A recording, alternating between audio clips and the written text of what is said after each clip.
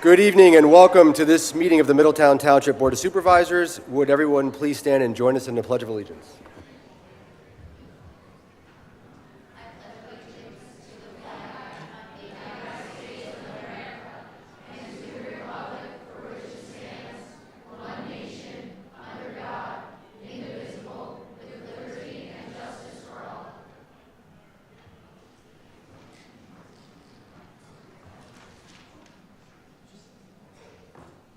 Well, tonight we are thrilled and privileged to have the national anthem performed by students from Carl Sandburg Middle School. So if everyone would please join me in welcoming the Sandburg Sound Waves Choir, who will be singing the national anthem. This group is the advanced choir at Carl Sandburg Middle School and consists of 5th through 8th grade students. Their choir has already made waves performing at the Philadelphia Wings Lacrosse, Trenton Thunder, and was the winner of the recent B101 Christmas Choir competition. Please welcome Carl Sandburg's a cappella group, the Sound Waves Choir.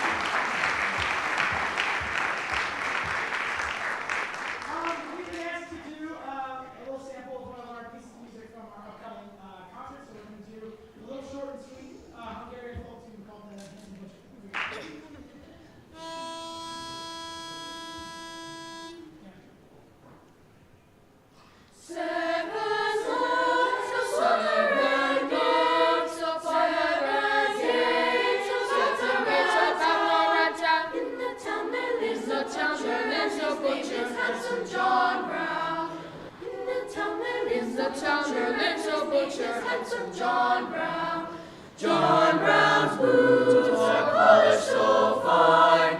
John Brown's spurs, they jingle and shine. On his coat a crimson flower, in his hand a glass of red wine. On his coat a crimson flower, in his hand a glass of red wine. In the night the golden spurs ring. In the dark the leather boots shine. Don't come tapping at my window, now your heart no longer is mine. Don't come tapping at my window, now your heart no longer is mine.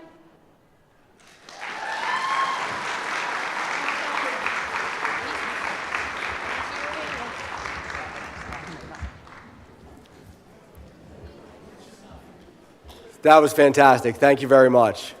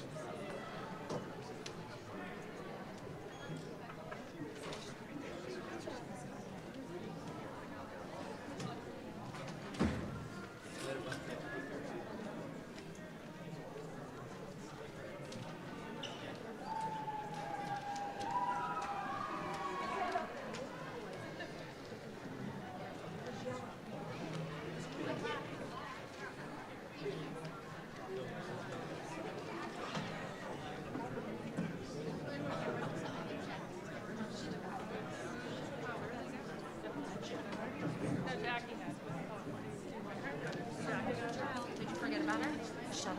Might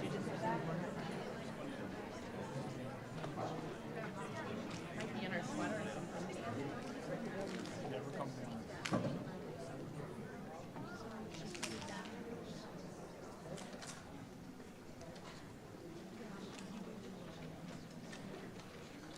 We good, Paul? All right. Actually, next on the agenda, Ms. Corporal, would you please call roll? Yes, I will. Mr. Kizak? Here. Ms. Hannah? Here. Ms. Kane? Here. Ms. Strauss? Here.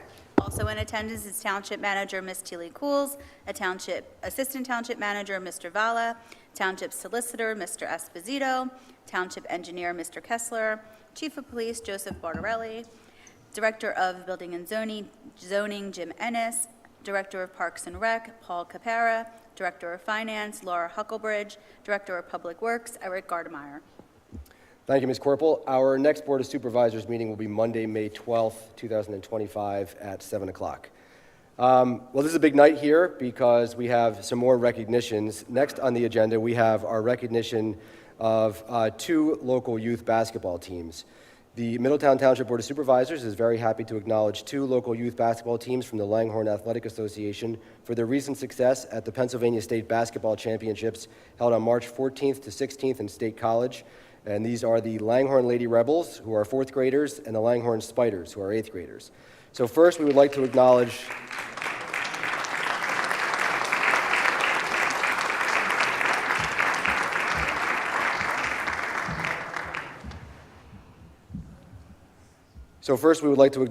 the fourth grade Lady Rebels, and they are coached by Coach Bill Sherlig.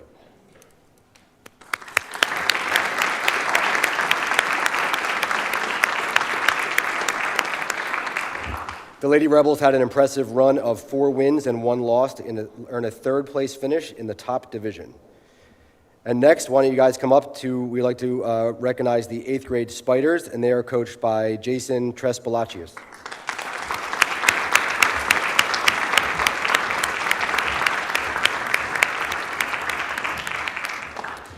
The Spiders actually won all 4 of their games, culminating in an overtime victory in the championship game to earn a first-place finish in the top division. Congratulations, girls.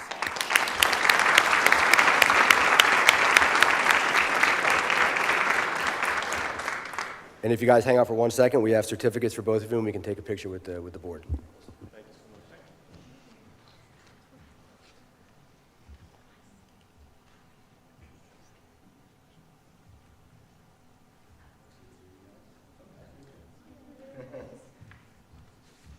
There you go, Coach.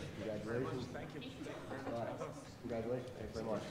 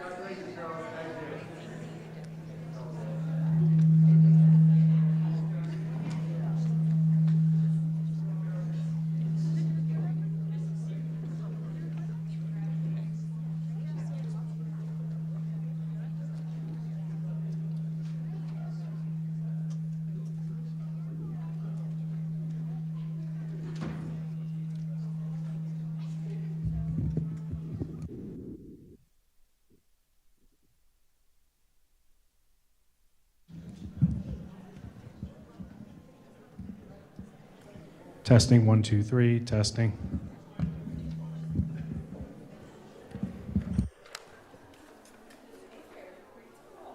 Yeah. Testing, 1, 2, 3, testing.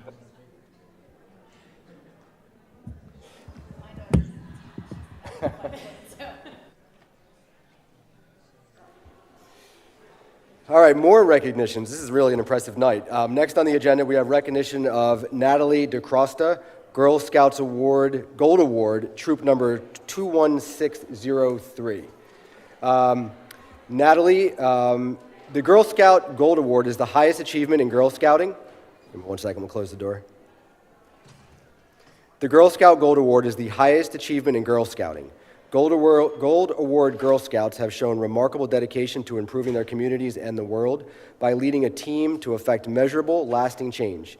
As they take action to transform their world, they gain tangible, real-world skills and prove that they are leaders that campuses and communities need.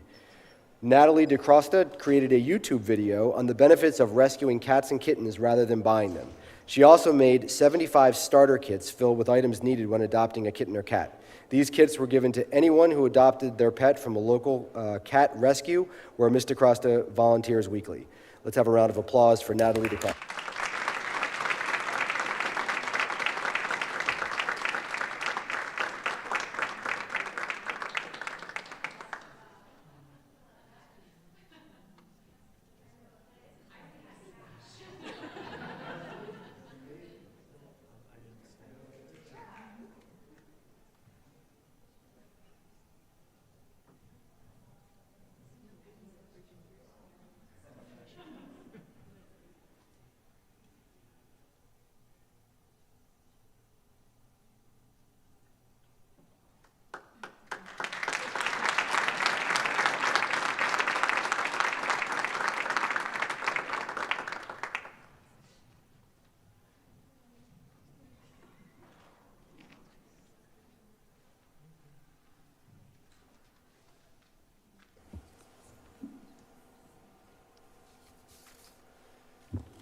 Okay, next on the agenda, we have a local government month proclamation, and it reads, whereas local governments throughout the Commonwealth provide valuable services to the citizens of the communities they serve, and whereas in recognition of the work performed by local governments, the Pennsylvania General Assembly designated the week of April 6th through April 12th as Local Government Week in Pennsylvania.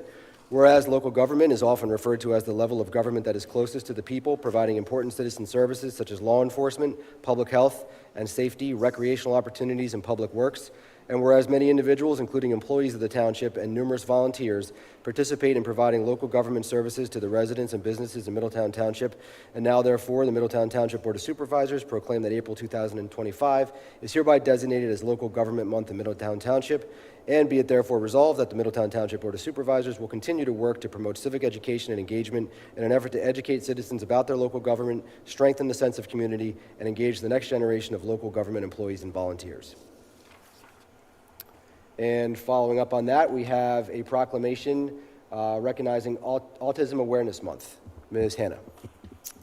Thank you. Whereas autism is a complex developmental condition that affects communication, behavior, and social interaction, impacting individuals and families in diverse ways, and whereas early diagnosis, intervention, and access to support services can significantly improve the quality of life for individuals on the autism spectrum, empowering them to reach their full potential, and whereas it is essential to promote acceptance, inclusion, and understanding to foster a society where individuals with autism can thrive in their communities, schools, and workplaces. And whereas Autism Awareness Month serves as an opportunity to educate the public, support research efforts, and advocate for policies that enhance the well-being and rights of individuals with autism.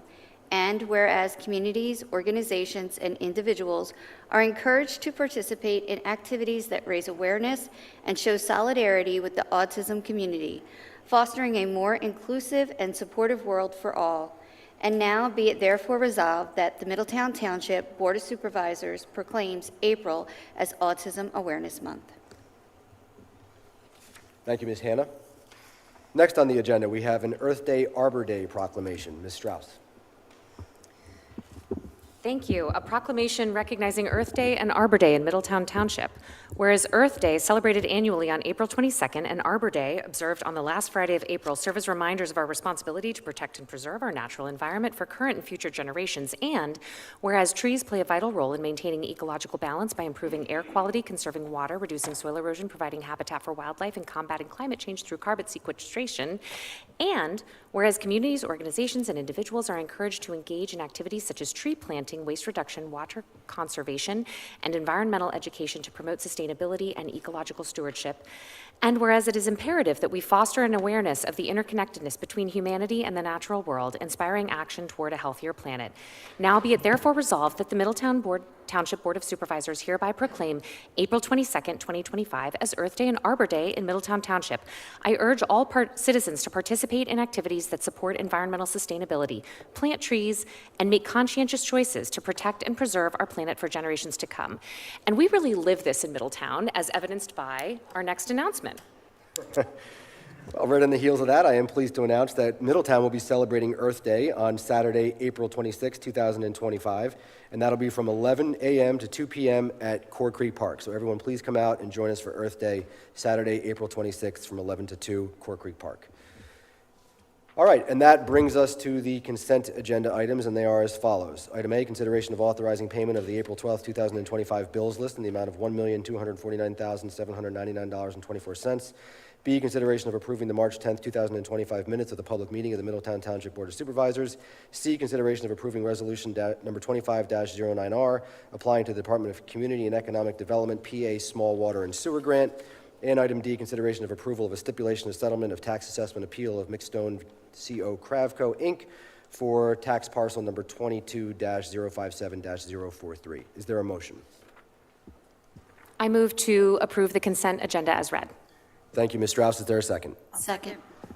Thank you, Ms. Corporal. There's been a motion and a second. Are there any board questions? Any questions from the public? Seeing none, all those in favor say aye. Aye. Aye. Opposed? Carries 5-0.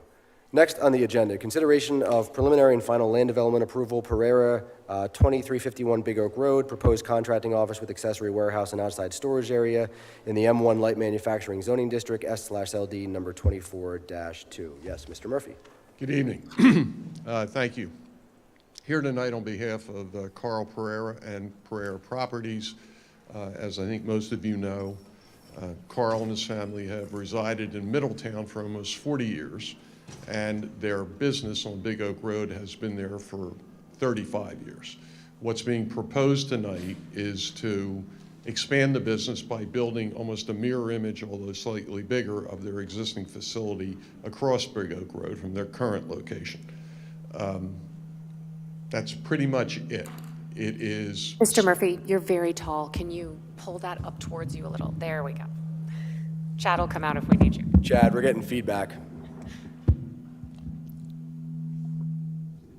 I'll talk louder.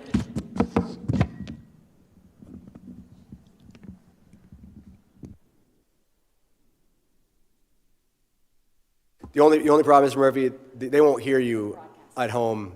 What a shame. Okay, so what's proposed is a land development plan for the development of a property across the street, which Pereiras have owned for some time. The plan was first reviewed last fall by your Planning Commission, received a favorable recommendation. We've been to the Zoning Hearing Board and obtained approval for some relatively minor types of relief. What's in front of you tonight is, as you indicated, a preliminary final land development plan for the opportunity for Pereira for the next generation of the Pereiras to construct a new facility across the street. The intention is not, I repeat, not to sell the existing facility where they are presently operating. They want to continue to be perhaps one of the few, if only, good neighbors on Big Oak Road, because if you go down Big Oak Road, this property is exemplary, and we could think of other descriptions for some of the other neighbors, including the one right next door. And there was a fair amount of commentary before about whether or not Pereiras would ever consider selling to the next door neighbor, who, by the way, has not been a particularly respectful neighbor to Pereira as well. So we have a lot of issues. We're not selling. We certainly would not sell to the neighbor, but we deal with the environmental issues much like the township does with this neighbor. And it is a constant source of concern for us as well. So, having said that, the review letters are all will comply issues. We've dealt with all those. So in terms of this evening, what we're looking for is a preliminary final recommendation of approval so we can move forward with the next step. We can talk about individual comments if you like. The plan or the elevation of the plans on the screen. But again, we are good neighbors. We will always be good neighbors, and we want to stay in Middletown, which I think is a feel-good story for all of us. So just for orientation purposes, the parcel that Pereira is looking to build on is the side of Big Oak Road that abuts the train tracks, correct? Yep. On the south side, if you will. If you view their property on the north side, it is on the south side. South side. And currently, this is essentially directly across the street from the existing property. It is. And so the intention is to keep the existing property. Any thoughts on the future use of that property? It'll be a back office, continue to be part of the Pereira operation. For now, the intention is this is not a short-term project. It's going to take a number of years to complete the transition from one side of the street to the other. So hopefully they'll continue to own and maintain that going forward. So. Okay. Any questions from any board members for Mr. Murphy? I have a question about the tree replacement. Can you explain that process for me? Yep. Justin Gennady from Dynamic is the project engineer. Sure, good evening. So we do have a zoning variance for tree replacement. Based on your ordinance, it's basically the amount of trees that get taken down per acre. It's 100 trees to be replaced. So based on this site and the existing trees that are surrounding the site, which we are not going to be disturbing, we can only plant a certain amount of trees on that property. So the zoning variance and all subsequent conversations with the township and township engineer would be to replace those trees elsewhere in the township, or there to be a fee in lieu of contribution to the township as well. I don't know if that's Isaac or if it's Mr. Capero. Could you explain how we decide where that's going to get, where the trees are going to go after that process? Isaac determine? will determine that in concert with, we'll try to maximize the number of on-site plantings possible. Again, Isaac will confirm that. After that, it would be up to the staff and Isaac if there's opportunities for us to plant elsewhere or a fee in lieu. That's not our call, that's the township staff and principally Isaac. Correct, yeah, and that would be really to determine the number of replacement trees on the site that can be accommodated. Anything outside the property would coordinate with the township staff and identify any placements of those. And that variance was already granted by the zoning hearing board, correct? Correct. That's correct. Thank you. What about, I know there are, this is a vacant property, correct? And there are wetlands, and I know one of the issues that was before the zoning hearing board was disturbance of wetlands. So can you just talk about what the impact environmentally will be? Sure. So, and we are not going to be disturbing wetlands. So the purpose, and I think some of the comments in the letter were mostly pertaining to there being a fence line that was going through the wetlands at one point. So in talking to Isaac and the township staff, we are not going to have that fence going through the wetlands anymore. But the extent of the improvements, which you see on the screen, the building, the laydown yard, the parking lot, those are actually outside of the delineated wetlands on the property. Okay, that's great. I'm glad to hear that. So, go ahead. Go ahead, please. I actually had a question about one of the, you had noted in the review letters that around the parking, the amount of spaces. Could you explain why you're putting, it looks like 67 spots when only 33 are applicable to the development? Sure. So, and that's based on operations. So they know the amount of staff that they have, the people that come in and actually take vehicles out for their own vehicles out onto the road. So they do need 67 spots for their operation. They want to make sure all vehicles are parked on the property and not on the street, not have any issues with that, with either staff turnover or daily staff. So that's because they know their use. Great. And on the property, those wetlands and the wooded area, are they going to be kind of deeded as open space or potentially developed?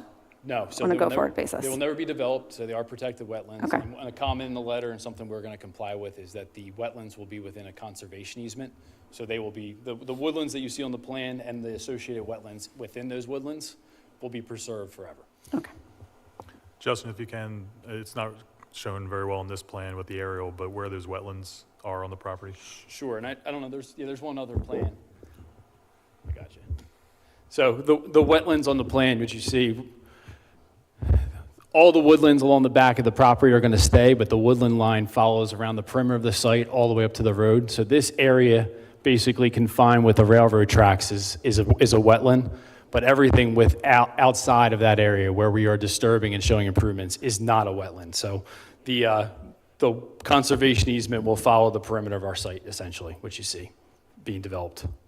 Sorry.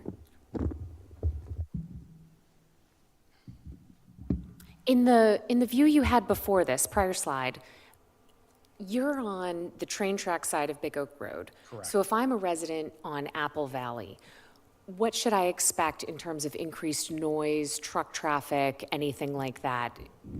So you said it correctly. So when we laid out the site, we put the building on the street, and we're going to have the landscaping along the front of the street to almost shield the use from behind. So a lot of the equipment storage and laydown yard is going to be behind the building. But as far as the residents, the actual use is moving further away from the residents. It's going to be confined. It's on the south side of Big Oak Road, and it's being confined by the railroad track. So the actual use that's operating now on the north side is actually going to be relocated to the south side. So they'll actually see more of an office feel on their side, and the Correct. more manufacturing heavy Yep. side will be closer to the train tracks. Correct. And our trucks do not use Woodburn Road. Trucks go on Big Oak and get to the highway as soon as possible. So there is no benefit or interest or advantage for us to use Woodburn Road. Understood, thank you. Would this be a 24/7 operation, or what would be the hours of operation? The hours, I think, are identical to what they are now, which are 6 to 6. Any other questions from any board members? If not, I can consider a motion. I make a motion to grant preliminary and final land development plan approval for Pereira Properties LP, proposed warehouse and contracting office, Big Oak Road, Langhorne, PA 19047, SLD 24-2, with the following conditions. Applicant shall comply in full with all requirements of the Middletown Township subdivision and land development ordinance and the Middletown Township zoning ordinance unless relief was granted by the body having jurisdiction. 2, any remaining review comments shall be addressed in full. 3, partial waiver from Section 44510B of the subdivision and land development ordinance to provide curbing and cartway widening along Big Oak Road. Partial waiver is based on the applicant providing a financial contribution to the estimated cost of the improvements along the frontage of 2350 Big Oak Road. Estimated cost will be determined by the township engineer and township traffic and transportation engineer. 4, applicant will pay a fee in lieu for the installation of sidewalk along 2350 Big Oak Road. Cost estimate for the installation will be determined by the township engineer. Applicant will coordinate with the township engineer to determine the number of replacement trees that can be accommodated on site. This is covered in the testimony and evidence contained in the June 14th, 2023 zoning hearing board decision and order. Additionally, applicant will provide off-site replacement trees at locations determined by the township, or in the event that the township determines there are no appropriate locations for the replacement trees, the applicant will provide a fee in lieu determined by the township as required under condition 3 of the June 14, 2023 zoning hearing board decision and order. Applicant accepts all those conditions. Okay, thank you. Thank you, Ms. Strauss. Thank you, Mr. Murphy. Is there a second? I'll second. There's been a motion and a second. Any board questions at this time? Any questions from the public? Yes.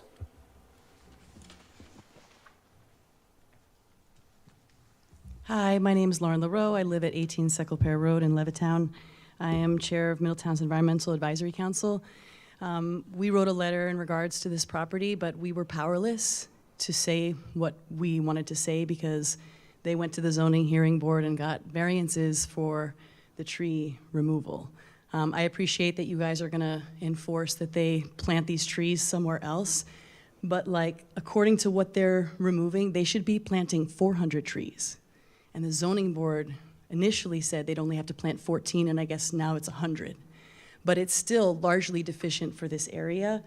Given the fact that there's a wetlands there, given the fact of flooding issues, and the fact that that's right next to a train that carries hazardous materials, I wish to caution you from approving these plans because the zoning board did not sufficiently deal with the environmental regulations there, and it's a disaster waiting to happen. I don't think that whatever the engineer said was sufficient for replacing those trees is actually sufficient, and I think that if we build this there, the flooding that used to be a problem in Big Oak Road is going to get worse, and given that train that passes through there, I think this is a no-brainer that we shouldn't approve these plans. Thank you. Can one of you clarify the comments around the amount of trees? Because it sounded like we were going to be consistent with what the ordinance shows. So I just want to make sure that that is, in case, that is true. It's consistent with the zoning board hearing from 2023, which is not consistent with the ordinance. They were granted a variance so they wouldn't have to comply with our ordinance as written.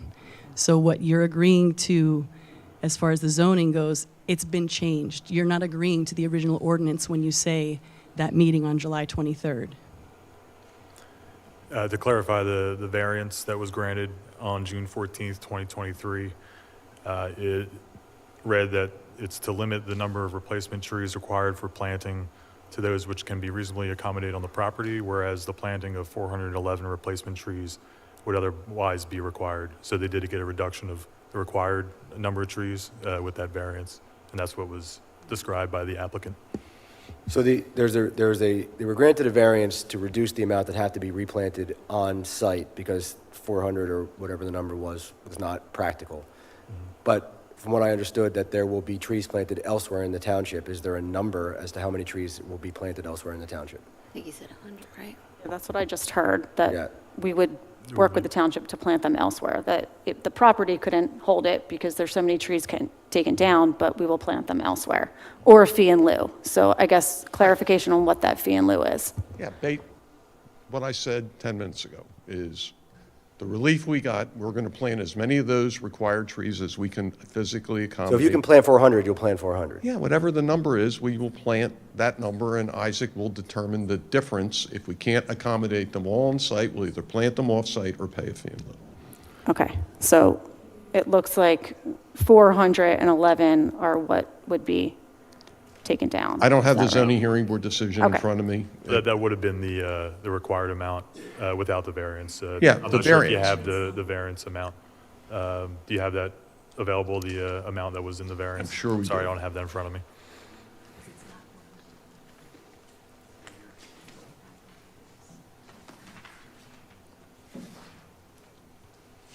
I mean, I think the variance says to limit it to the number that can be reasonably accommodated on the property, right? initially 14. Okay, well, I mean, the variance as I'm reading it doesn't have a number listed, so if there's a number somewhere.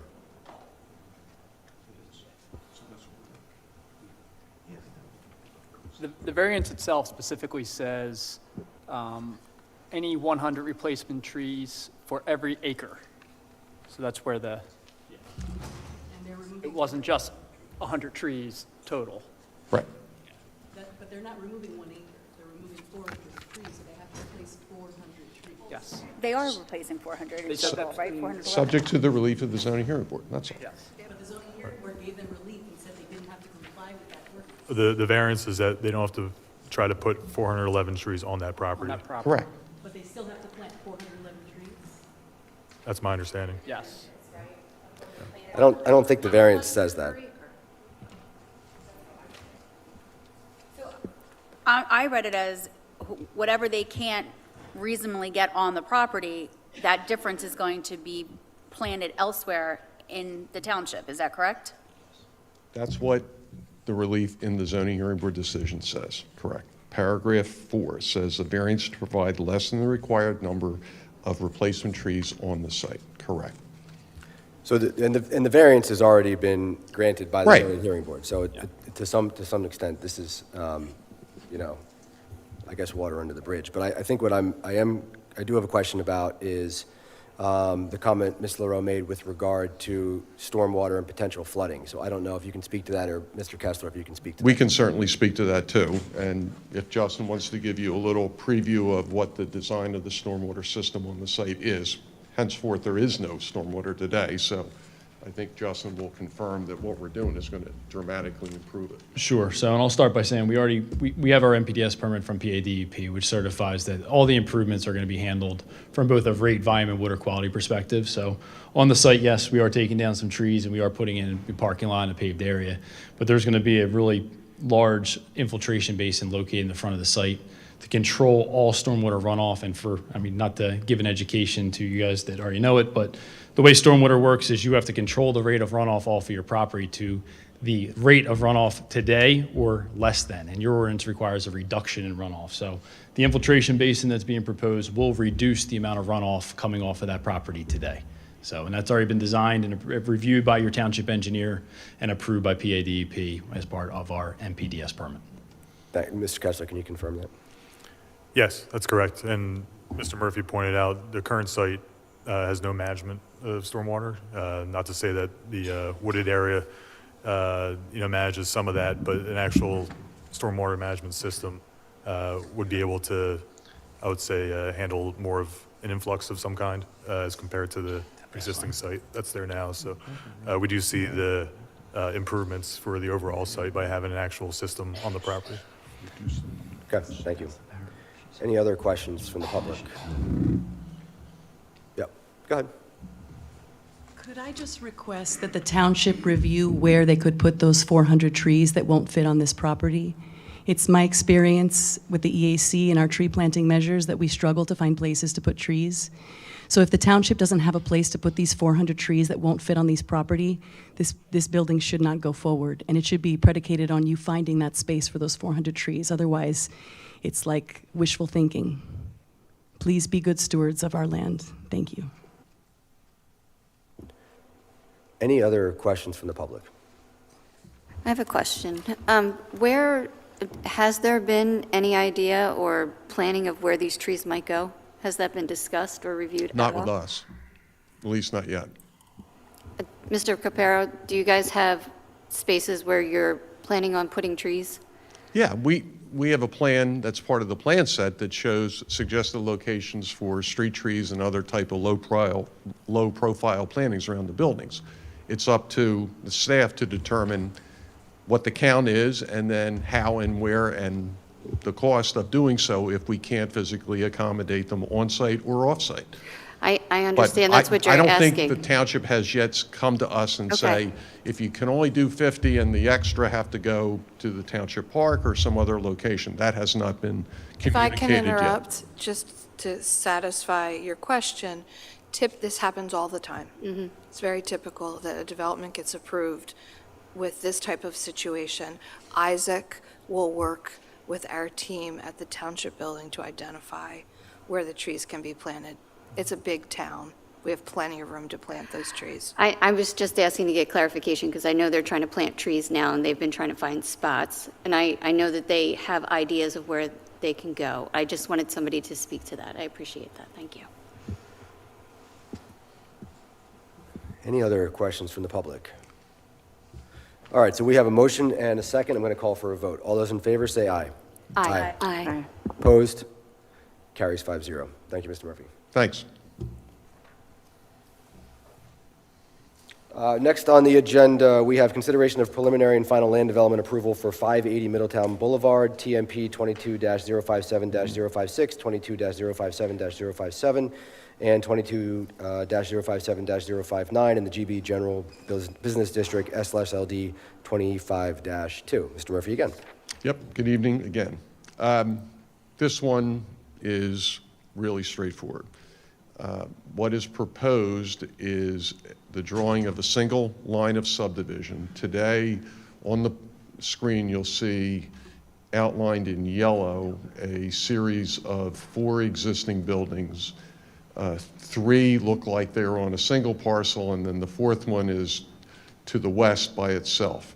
We are proposing to create that red line that would subdivide those 3 buildings from the 4th one, and for mortgage financing purposes, to create a new lot for that existing building. Interestingly, your township ordinance has a specific provision that must have been contemplated perhaps when the ring road was built that would specifically allowed the establishment of this subdivision for this very purpose. So the review letters that I'm sure you've seen are as straightforward and clean as you can be. We have no issues with those. So all we're seeking is approval of that minor subdivision to allow the creation of that lot where the red line proposes to take that one lot into two, and that's it. I did just want to add, just for clarification, this is just a minor subdivision. There's no land development associated with it. So although the agenda item read preliminary final land development, this is just a minor subdivision request. And I should have said, and Isaac's right, that no improvements are contemplated by this at all. And it came up in one of the review letters that Jim and Isaac and staff would need to review cross easement and cross access agreements that would need to be created to allow the same traffic pattern to exist after the subdivision as exists today. So that's all fine. Okay. Any questions for Mr. Murphy? All right, I'll make a motion to grant minor subdivision plan approval for 580 Middletown Boulevard, Langhorne, PA 19047, S/LD number 25-2 with the following conditions. Applicant shall comply in full with all requirements of the Middletown Township Subdivision and Land Development Ordinance and the Middletown Township Zoning Ordinance unless relief is granted by the body having jurisdiction. And 2, any remaining review comments shall be addressed in full. Is there a second? Second. Thank you, Ms. Corporal. There's been a motion and a second. Any board questions? Any questions from the public? Seeing none, all those in favor say aye. Aye. Opposed? Carries 5-0. Thank you. Thanks, Mr. Murphy. Next on the agenda, consideration of a petition on behalf of Wood Schools to rezone Wood Services, Inc. and Wood Services Foundation to create an overlay district for certain parcels of Middletown Township, Wood Schools, Langhorne, PA 19047. Yes, Hello, good evening. I'm shorter than everyone else, so I'll move it. Yes. just Mr. Murphy. Hello, everyone. Good evening. My name is Dawn Diamond, and I'm the CEO for Wood Services. Thank you for the opportunity to present tonight. This ordinance is very important to us. It's very important for our future, and we know that it's very important to many in our community. For us, this journey started about 6 years ago. We've been working very hard since then, and especially over the last several months to collaborate with others to bring to you an ordinance that we feel not only has key mission-aligned elements, but also those that will benefit the entire community. I know that you know a lot about Woods, or you're familiar with Woods, but we are a very different organization today than we were a year ago. 10 years ago. Together with our affiliate partners, we serve and support over 50,000 individuals in Southeast Pennsylvania and the entire state of New Jersey. Together with our affiliates, we provide supports and services that are primarily healthcare related and services for individuals with intellectual disabilities, autism, and traumatic brain injury. The hub of those services, especially our healthcare services, are located here in Langhorne on our campus. Most of the supports and services they receive through our healthcare arm operate out of a particular corridor on our property. We have a short video for you tonight that we want you to see. I think showing that video will help you have a better understanding of what we do on the property, where our organization is headed, and why this ordinance is so important to us. I promise it's only 2 minutes. And afterwards, Mike and Eric will come to the podium. For more than a service has been a trailblazer in providing the best possible support and care to help individuals with intellectual and developmental disabilities, autism, and complex medical and behavioral challenges live up to their full potential. In true Woods fashion, it's time to take it up to the next level. Woods is proud to introduce the Woods System of Care, comprising of 21 affiliates and partner organizations, including Woods Services. Woods System of Care now provides comprehensive, integrated healthcare to an even broader range of individuals, including those with mental health and substance abuse challenges. WSOC offers more than 200 programs to serve more than 52,000 individuals in Pennsylvania and New Jersey. What makes Wood's system of care so unique and impressive is that there has never before been a coordinated and seamless way to address all of a person's needs across their lifespan. WSOC offers this revolutionary approach that is based on the idea of integrated care. By working together across disciplines, providers can now address the social determinants of health, extremely important factors that have been ignored for too long. As a leading population health management organization, Wood's system of care connects prevention, wellness, education, behavioral health, and social services with coordinated, integrated healthcare delivery. Innovative services like the Medical Center at Woods and Penn Dental Medicine at Woods offer an unprecedented level of access to high-quality care for people with intellectual and developmental disabilities and complex challenges, while the Center for Behavioral Health at Woods adds much-needed mental health care to anyone who needs it. This approach ensures that every individual receives the opportunities and supports they need to thrive, fostering self-determination, dignity, respect, and the joy of achievement across the entire lifespan.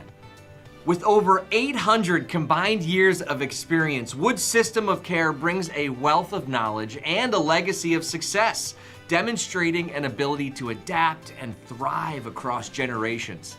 Woods elevates outcomes and enhances the lives of every individual it serves. Join us in celebrating the Woods system of care, where we are dedicated to creating a brighter, more inclusive future for all.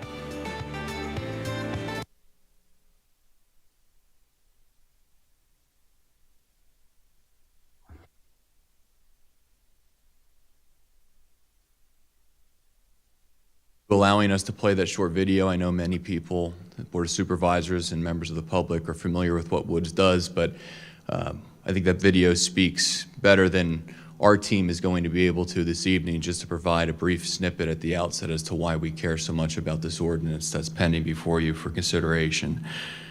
So we're here to discuss what we have labeled the CDT ordinance. And this is an overlay ordinance that would cover a portion of the campus which Woods owns and operates. So this is a revision to the initial ordinance that was submitted to the township for consideration that we initially presented to the Planning Commission over 5 months ago. Since then, this ordinance has been reduced to remove over 100 acres and a majority of the non-residential uses which were initially proposed. Before we get into the what in the ordinance, and I have Eric Clace with me from Gilmore & Associates, and we're going to sort of walk through that together in a minute if we could, I want to go back in time a little bit and get to the why here. So I think as a threshold issue, I would like to submit to the supervisors that the existing zoning for the Woods campus really makes no sense given the historic use and the projected use in the future. The entirety of the Woods campus is zoned R1 presently. And what that means, since the R1 district is designed to promote single-family detached dwellings, is that anything that Woods does requires zoning relief in the township. A new building, a building addition, all of it is not permitted. All of it is a pre-existing non-conforming use. And I think it's worthwhile to take a second, if I could, to try to address a question that we have heard through this process. And that is, why is that a problem? Why don't you come to the zoning hearing board every time you seek to do anything on this campus? And my short answer to that is that that is not good planning. Every single use in the township, be it residential, commercial, industrial, has an underlying zoning district. And ideally, that zoning district bears some semblance of reality to what the ongoing use is on the parcels which are zoned in a particular manner. So in our case, I think about 2 years ago, we looked at this and said, this zoning for what is, if not the largest, one of the largest private landowners in the township does not make sense. The entirety of the campus is non-conforming. So what we'd like to do is propose an ordinance, some ordinance 2 years ago, that fixes the situation both for Woods and for the township in perpetuity. And I think the initial analysis was, okay, Middletown, just like any other municipality, has quite a list of permitted zoning districts, and maybe we could just do a map amendment to modify this to a professional or general business or some other sort of zoning district. But the reality is, because of the diverse subset of uses that Woods has, there is no singular zoning district in the township that makes sense. If we modify the zoning to professional or general business, we would run into the same issue that we have with the R1 district. So the natural answer to that, I would suggest, is an overlay. And the overlay that we have proposed, I think, recognizes and respects the multiple uses that currently exist on this site and the projected continuation of multiple uses into the future. And we have created, I think, an ordinance that blends the combination of what is existing presently with what Woods looks to accomplish in the future. So if we get into the ordinance in a second, I would state that any zoning ordinance, any overlay ordinance is probably not perfect. But big picture, this is a much better, much more appropriate solution for this campus. It allows Woods to remain a thriving, viable member in Middletown Township for decades to come, and it rectifies a long-standing zoning and planning issue in a way that we think is satisfactory both to the Woods team and is protective to the township. And I think we're going to hopefully explain why we believe that in a second. So if I could, if you bear with me for a moment, I'd like to take the supervisors through a couple sections in this ordinance, and then I'm going to have Mr. Clace discuss what I'm sure may be some concerns regarding performance standards, as they're always a concern with any overlay ordinance. So I would like to state as a threshold issue that the entirety of the ordinance in terms of the uses that we're proposing are governed by conditional use. The exception to that, which I'd like to address at the outset, is the apartment use that we're proposing. Section 522.052 in this ordinance allows for one apartment building in the entirety of the overlay district.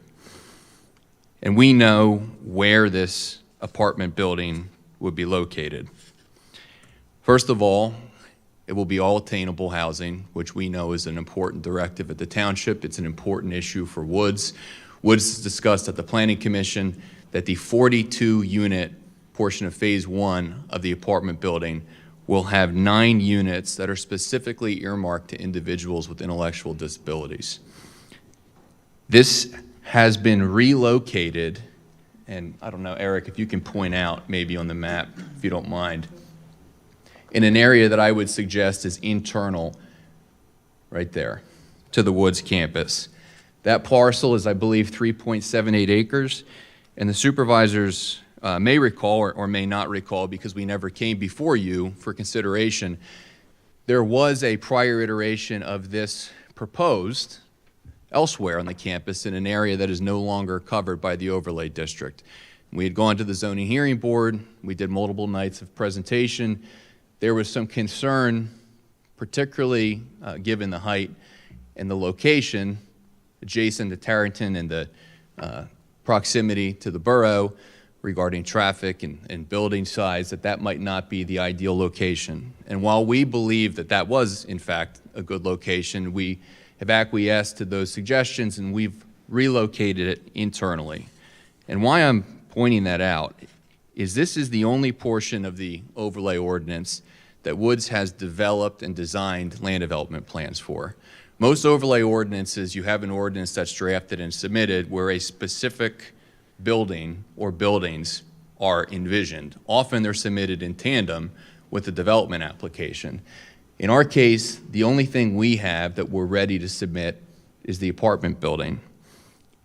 We have a minimum acreage of 3 acres, and we have a maximum number of stories of 4 stories. And then we have a notation in the ordinance that access for ingress and egress should be through parcels within the overlay district, which again guarantees that there is not going to be direct access to a main thoroughfare in the township. And the reason why I'm pointing out the acreage is I think it's a reasonable position, perhaps, to be concerned in a vacuum if you have a site that is 2 acres or 3 acres or 4 acres and you have a 4-story building, the impact that that may have on a neighboring parcel in the view shed. That has been ameliorated by locating it in this location. You have the frontage, and then you have a border on parcels internal to the Woods campus.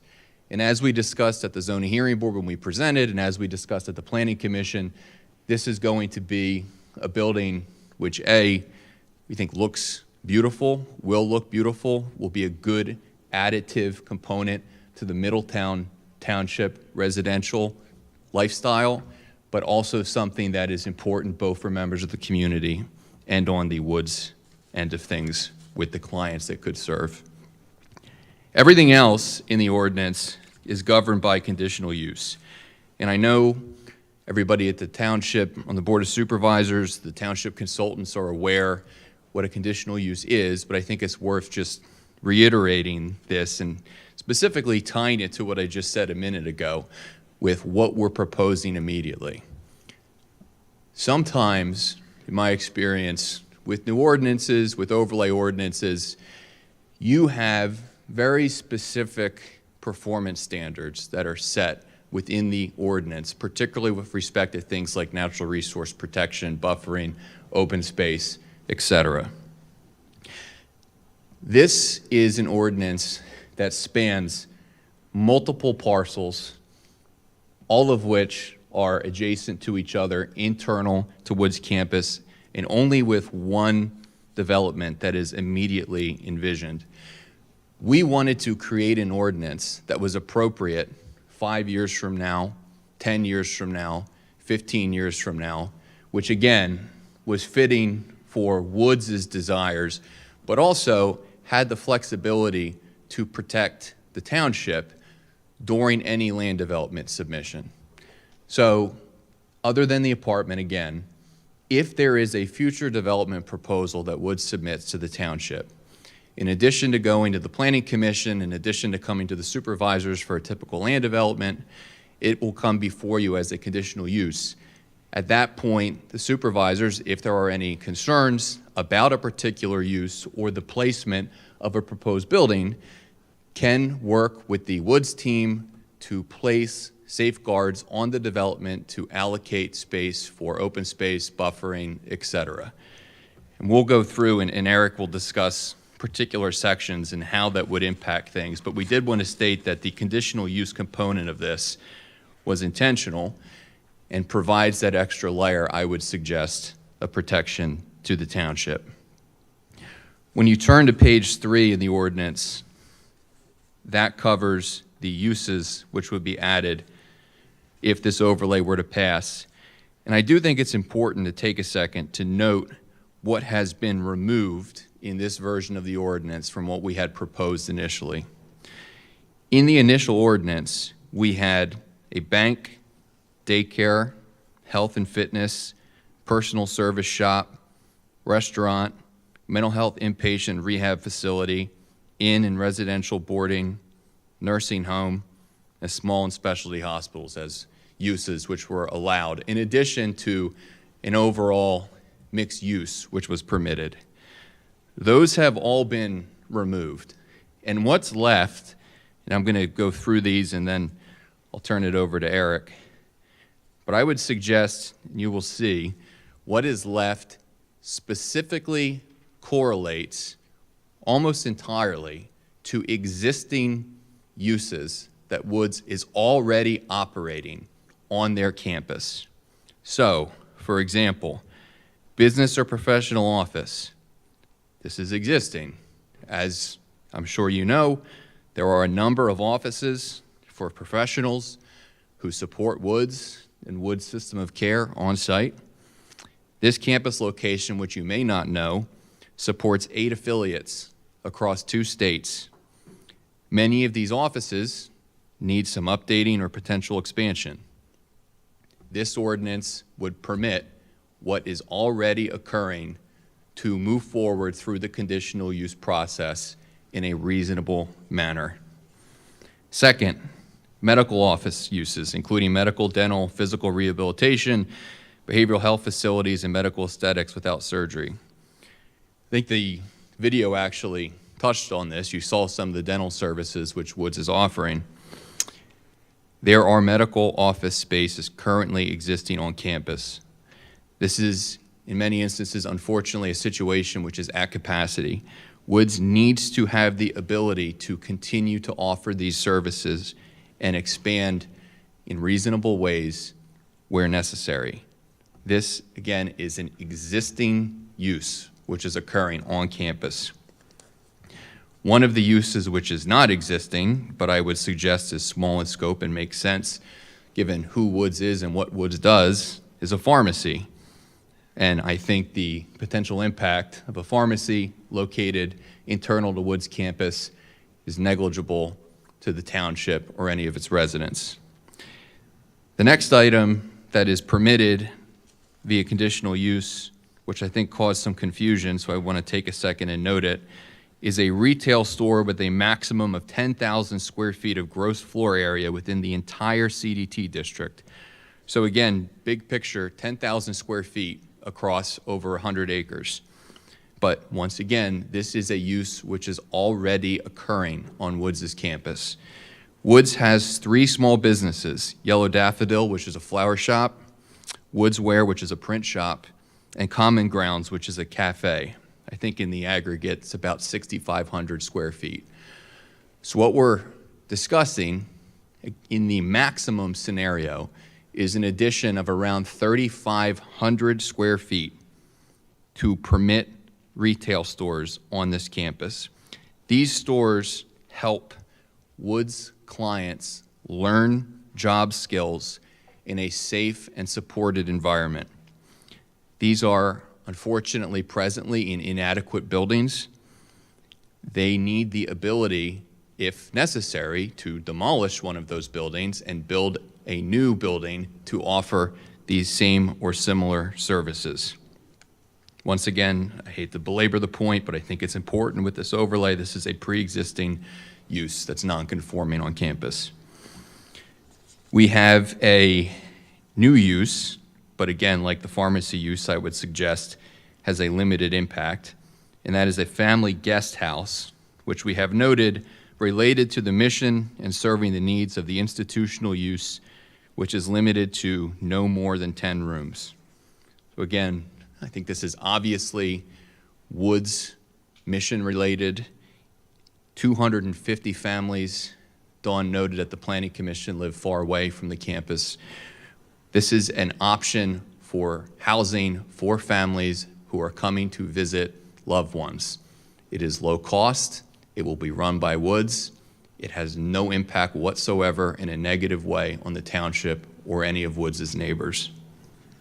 And then finally, the only other non-residential use that this ordinance allows is a public or private educational use in conjunction with the mission of the institutional uses. So Woods, again, Crestwood School exists. Building is approximately 70 years old, needs updating, might need replacement, might need minor expansion, not allowed right now in the R1 district. It's a pre-existing use. I just covered all of the non-residential uses that are allowed here. And I apologize if I took a minute or two longer than was probably necessary, but I think it is really worth reiterating the fact that this ordinance is Woods. It's the Woods campus. This is not some green light to permit someone to come in here and remake Middletown Township. This is an ordinance that, as I said at the beginning, is mission-driven. It allows Woods, I hope, to continue to be such an important partner to the Middletown Township community. And that was our goal at the beginning when we, again, 2 years ago, started trying to envision what an ordinance would look like. That is where we have ended up with the non-residential uses. And then the rest of the ordinance, we crafted, I'll get back to the comment about the conditional use, but we crafted performance standards and development requirements that we think, again, provide flexibility on the township's end during the conditional use process, but we're green energy forward, had a number of design standards to protect the township as well. We put a lot of time into this, and we think it's a good ordinance. We believe in the ordinance, we believe in Woods, and I would like to have Eric just briefly address the supervisors regarding this from an engineering standpoint. And I do want to note, actually, just as a very quick housekeeping item, one of the comments that came up at the Planning Commission, which we indicated we were fine modifying, was on page 4. Again, we understand that open space is an important component in the township. I think Mr. Tantala made a request to modify at 2205 4C reasonable efforts to best efforts, and we're agreeable to that with respect to incorporating open space amenities within the site design. And then when we flip to page 7 for non-residential uses, there was a suggested cap of impervious surface ratio of 75%, and we are requesting or suggesting, whatever the appropriate verbiage is, to reduce that to 60%. We do not need, I think the 75% was correlated to some of the prior uses and prior iteration of the ordinance, and that is not necessary for this moving forward. So those are the two minor amendments that we are requesting in conjunction with the ordinance. But I appreciate you listening and taking your time this evening to consider this, and I know the entire Woods team is appreciative as well. So with that, I'd just like to have Eric address the supervisors briefly. Mr. McGinnis, Yes. sorry, I just want to mention one other minor revision that was suggested that I think we should do is on page 2, under A1, the Yes. business or professional office, where it's limited to 50%. Square Just foot. insert the clarification that it'll be based on square footage percentage. That's correct, and Mr. Tantal also suggested that, and that's just a clarification as it's drafted, and we're agreeable to that, yes. Thank you, Mr. Esposito. Thank you, Mr. McGinnis. Thank you. Good evening. Eric Clace from Gilmore & Associates, the site civil on the project. In considering the development requirements, which is on page 4 of the overlay ordinance, section 2205-4, the theme of the overlay ordinance is to consider the 113 acres as an overall tract. So as each individual land development would come before you, there would be a tracking mechanism, whether it be resources, impervious, et cetera. The overall tract is always going to be held to the standard. So that, I wanted to start with that. So under 2205.4A, there's a threshold that not more than 90% of the overall tract could either be residential or non-residential, but it could be somewhere in between. There will be common roads, there could be common stormwater facilities, pedestrian connections. So all in all, the theme of it again is the overall tract is considered, but within that tract, you can't have 90%, more than 90% of non-residential and not more than 90% of non-residential. B, in each individual phase, again, we could come through with a land development that may not meet one of the requirements completely, but the overall tract will always have to meet it. So with each land development submission, there's going to be a master plan. The township will have that master plan as updated with each submission. So the township can know that at the end of the day, all 113 acres will meet all requirements. Like I said, each individual land development might not meet it on its own. It's like a trade here or trade there, but the overall tract will always meet the requirements. Number 3, as Mike stated, all best efforts will be made to provide open space, which include passive lawn areas, sidewalks, trails, greenways, landscaping, pocket parks, gardens, water features, gazebos, etc. Those efforts will be made with each individual land development. And again, every land development that comes in front of you, with the exception of the apartment building, is a conditional use. So you have the say. Every land development that comes in front of the board, you can add conditions that apply what you're looking for. Under D, which is 2205.4D, is the natural resources. The natural resources will be calculated on an overall tract area. So when we're doing the calculations, you will have the comfort that all 113 acres will meet the natural resource requirements. On page 5 now, which is buffers. All efforts will be made to work with the township on providing buffers. Now, the buffers we are talking about as part of this ordinance is the overall tract. Internal to the Woods campus, there may be some desire for the Woods people to provide buffers between certain uses, but for the overall township, we're talking about buffering the overall tract from roadways, adjacent properties, etc. F, stormwater management. Stormwater management will be an approach to meet township requirements, DEP requirements, but also using best management practices. G, with this design, there's going to be cross easements, there'll be green spaces, natural resources. Again, the theme here is it's an overall 113-acre overlay district. It'll be the overall tract, so we will have, all the pieces will be interworking together. And that's all I have for you tonight. Thank you.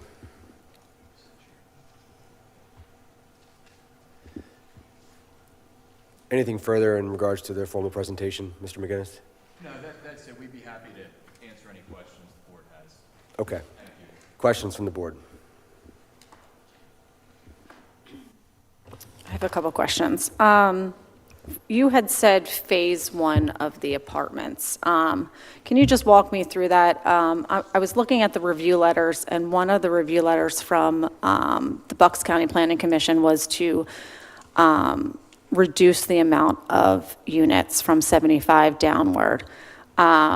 So I know this is a little bit higher than I think what the initial one was. So can you walk through that 75, and it says no more than one building. Would that be in addition to, phase 2 would be added onto that building? So I'll let Eric detail what phase 2 looks like, but phase 1 is 42 units. We have a proposal of 29 one-bedroom units, 8 two-bedroom, and 5 three-bedroom. And I believe the initial building that was proposed a couple years ago was also 42 units.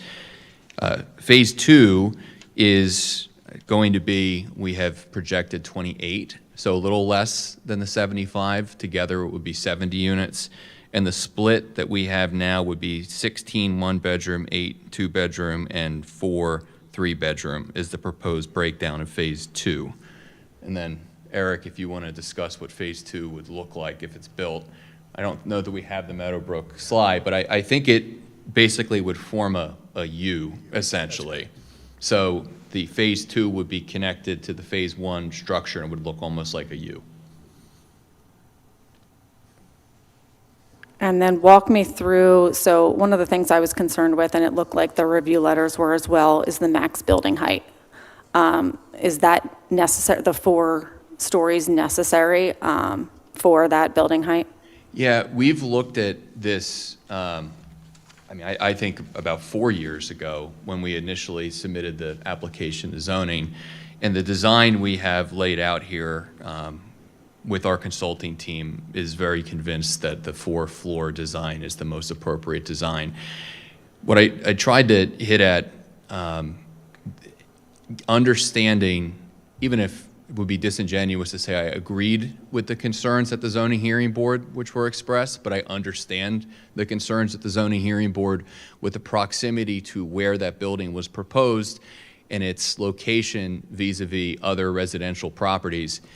Here, by having it relocated internal to the Wood campus, one of the things that I hit on at the outset was generally the reason why you have a larger minimum acreage that's tethered to the building height is to make sure that a structure that is built that is going to be large is not sufficiently close to an adjoining property so as to disturb the view shed. Here, we're in a unique situation. I think the entire ordinance is a little unique because Woods' neighbors are Woods in that location. So I obviously am biased, but am not as concerned about a 4-story building in that area because there is no negative impact in terms of the view and the height with respect to any adjoining parcels. All right, one of the things that I've been, I guess, most concerned with the overlay is just the amount of impervious that's allowed versus what's allowed today. Do you have the calculations of what currently the percent impervious is of the overlay today? It's approximately 26.5%. 26.5. Within okay. the area that's covered in this overlay district, correct. Okay.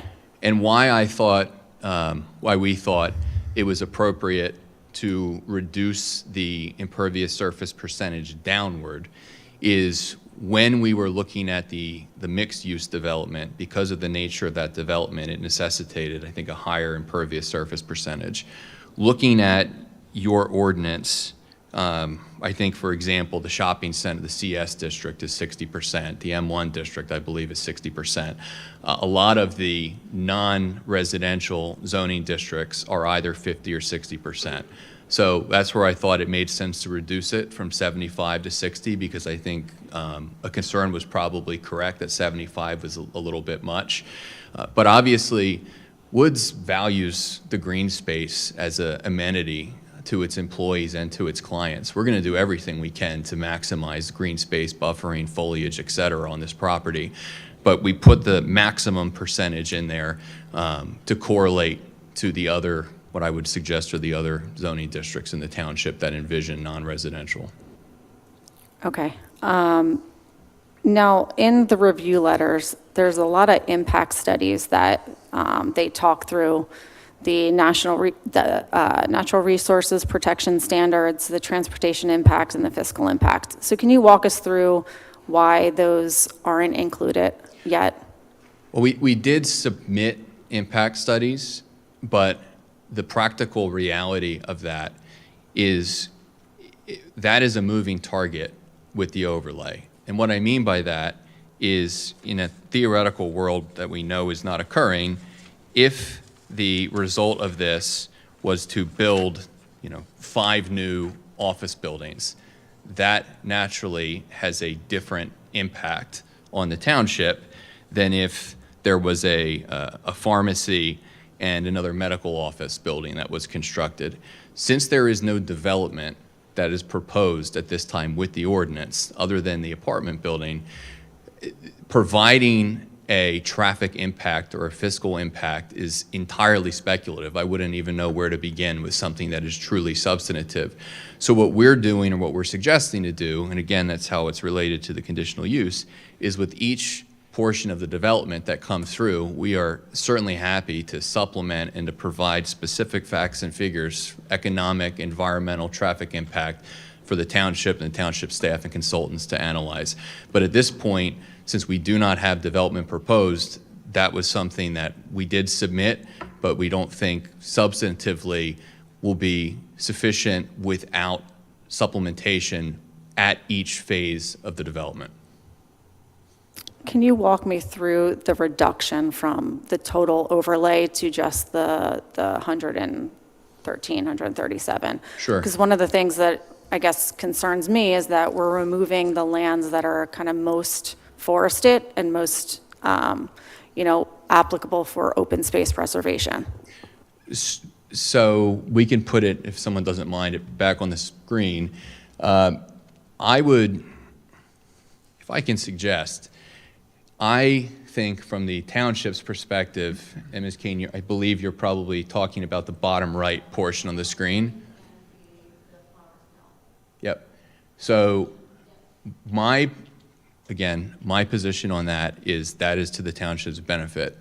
And the reason is if and when those parcels were included in the overlay, Woods would have the ability to modify those parcels, to develop those parcels potentially, subject to the provisions in this ordinance. By keeping those parcels in the R1 district, we can't touch them. It doesn't mean that through a conditional use process, because they're owned and controlled by Woods, that Woods couldn't volunteer some restrictive provision to say, well, parcel X we're willing to put into a conservation easement. We're not precluded from doing that, but by removing those from the overlay ordinance, it provides an additional assurance on the township's end that those parcels are not going to be modified absent a change in zoning or zoning variance. We still have the obligation for the improved portions of the parcels highlighted in red to provide open space with our best efforts during the development process, but it doesn't preclude us, if the township would like, to, again, for the bottom right parcel, to keep that wooded, conservation easements, open space, et cetera. It just removes our ability to develop it. So when we decided to take out, in particular, the parcel on the plan southeast, we did that because we thought that was a good overture to the township, saying that is a predominantly undeveloped portion of the campus. We want to keep it that way, and our assurance to you that it's going to remain that way is to not have it in the ordinance. But if we're submitting a conditional use application and there was a suggestion that, hey, maybe a couple acres in that portion need to be explicitly preserved, that is not anything we're precluded from doing. Okay, so that was actually my point, right? Because it says in the open space, a lot of the, hey, if we can't do it within the particular parcel, we can do it within the district, which means those are kind of specifically carved out. So that was my one concern. Right. I have a question. Can you talk about the actual units? You say some are 1 bedroom, 2 bedroom, 3 bedroom, some are dedicated to the patients or the residents that live there, providing them for managed housing, correct? Correct. Okay, can you talk about that? How do you determine what units they'll be in? Is it 1, 2, or 3 bedrooms? How is that going to be managed? Is there an outside company that manages that, and what does that look like?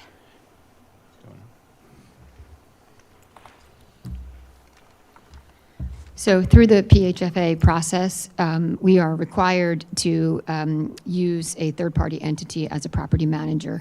That entity has to comply with all of the Fair Housing Act. So we have 9 units earmarked for people with intellectual disabilities, autism, or traumatic brain injury. Any individual who has one of those diagnoses would be eligible to apply to live there. We are hoping, because we have over 24 apartments that we rent at market rate, apartments and townhomes, that a good number of the individuals we already support would be interested, and we know that some are interested in applying. They would go through the process with everybody else. The ones that are earmarked for us would go through the property management entity with the support of their case manager to make sure that they get a unit or an apartment that they want. A number of our individuals do cohabitate with a roommate, so some might want to choose a 2-bedroom unit. We have some that are in the Tarrington townhomes that might want to go over with all 3, or room with somebody else. That it'll be managed by a third-party entity. And who do the other units go to? Who are they meant for? It's all attainable housing, affordable housing, and they would go to anybody in the community who would be eligible to apply based on income. And they all have to go through the third-party property manager. Woods does not have any say in any of that. Okay, thank you.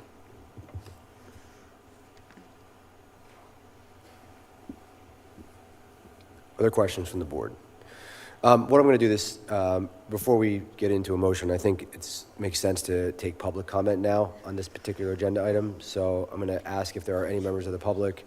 We did have a sign-in sheet, but I don't know that folks specifically signed up based on the agenda item. So I'll just ask you to come up one at a time. If you have public comment or questions on this specific item, please step up to the microphone, state your name and address. Yes, sir. Hello, can you hear me okay?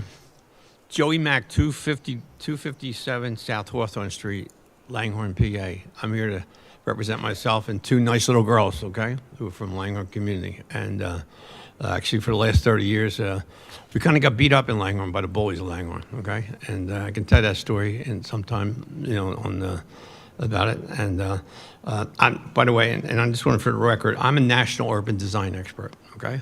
I'm a guy who comes to your town, and you tell me, I do a study of your town, legacies of your town. Myself and my daughters and some other people from the community, we did an urban design plan from George School to the Boone Farm. We did the history, read the book on the Boone Farm, okay? And then we did a history of Motley Woods, Bellevue Avenue. We did the history of Langhorne, 1692, okay? And so we kind of tell a story. But we're also into architecture, okay, and design. For the last 5 years, okay, all right, well, actually, when Oliver Heckman closed in 2016, okay, we met with Oliver Heckman. We were looking at buying that school with a friend of mine from King of Prussia. And then when we heard, I had a medical problem. I was out of work for a year and a half, so I missed the opportunity for that. But we wanted... and to give you a little, I worked in Long Island, and from Long Island to, from Beach Haven to Long Island. I worked for many department stores, Lord & Taylor, okay? I was in charge of hiring every new real estate rep, training every new real estate rep in corporate real estate, every real estate manager, every lawyer, okay? My job was a great job. In 2000, I took this job. I lived on 425 Bellevue Avenue, and they hired me to study all the central business districts in the Northeast.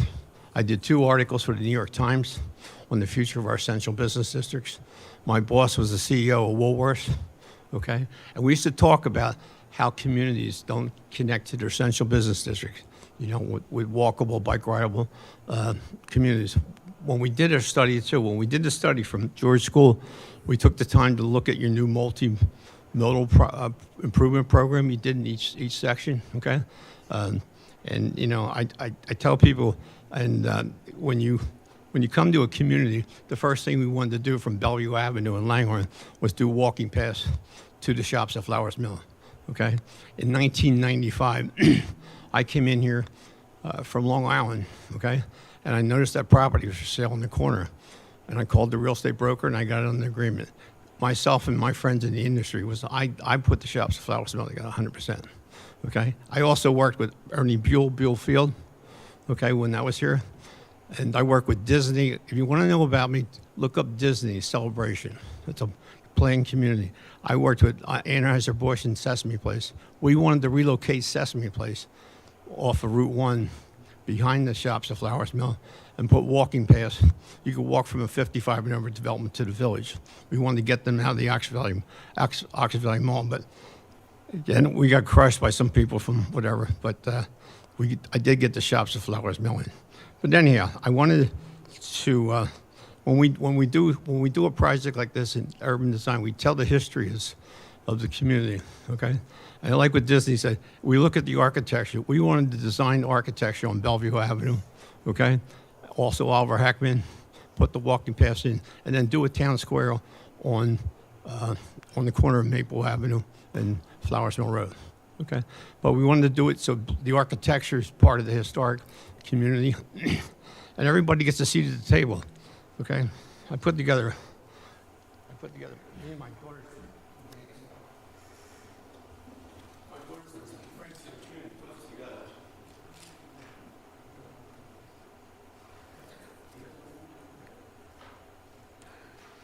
But I am here to comment on wood services.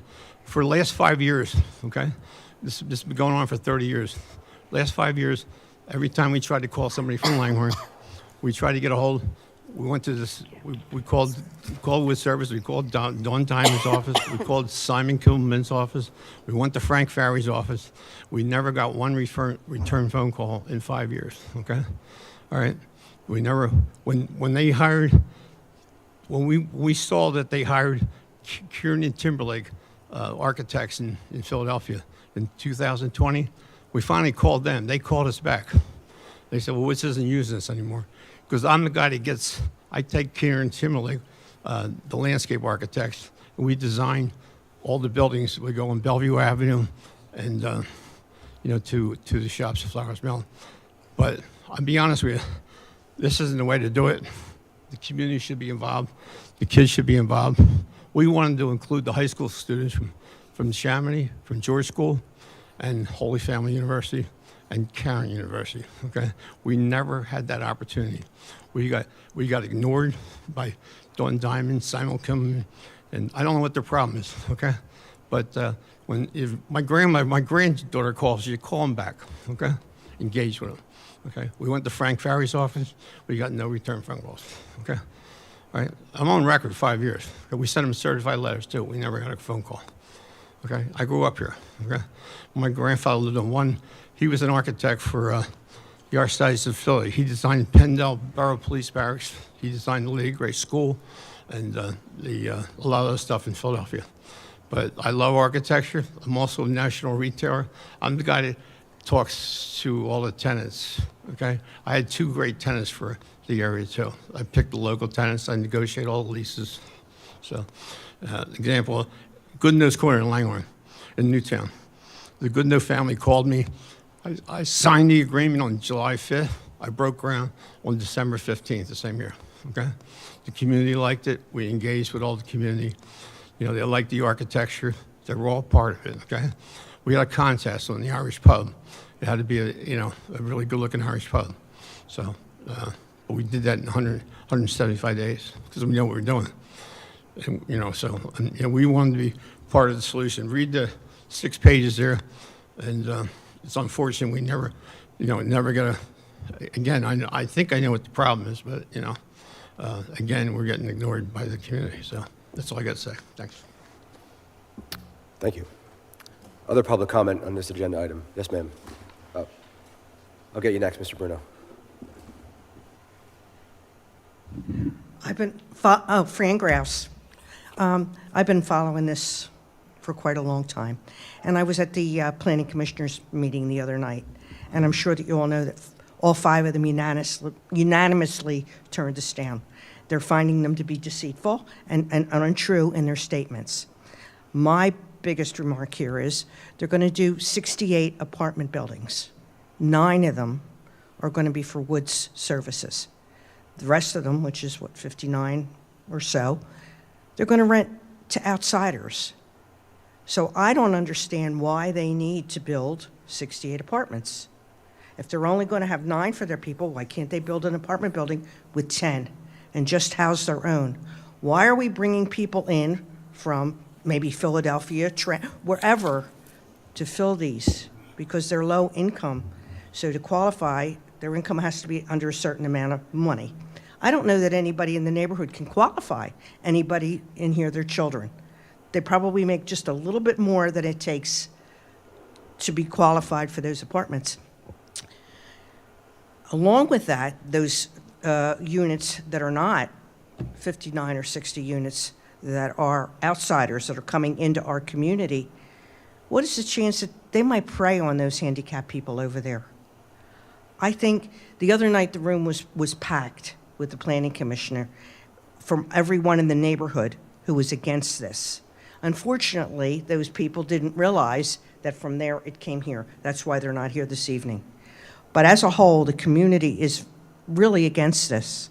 They're against all that it's going to do and the harm that it's going to bring to the clients. It doesn't seem right and fair.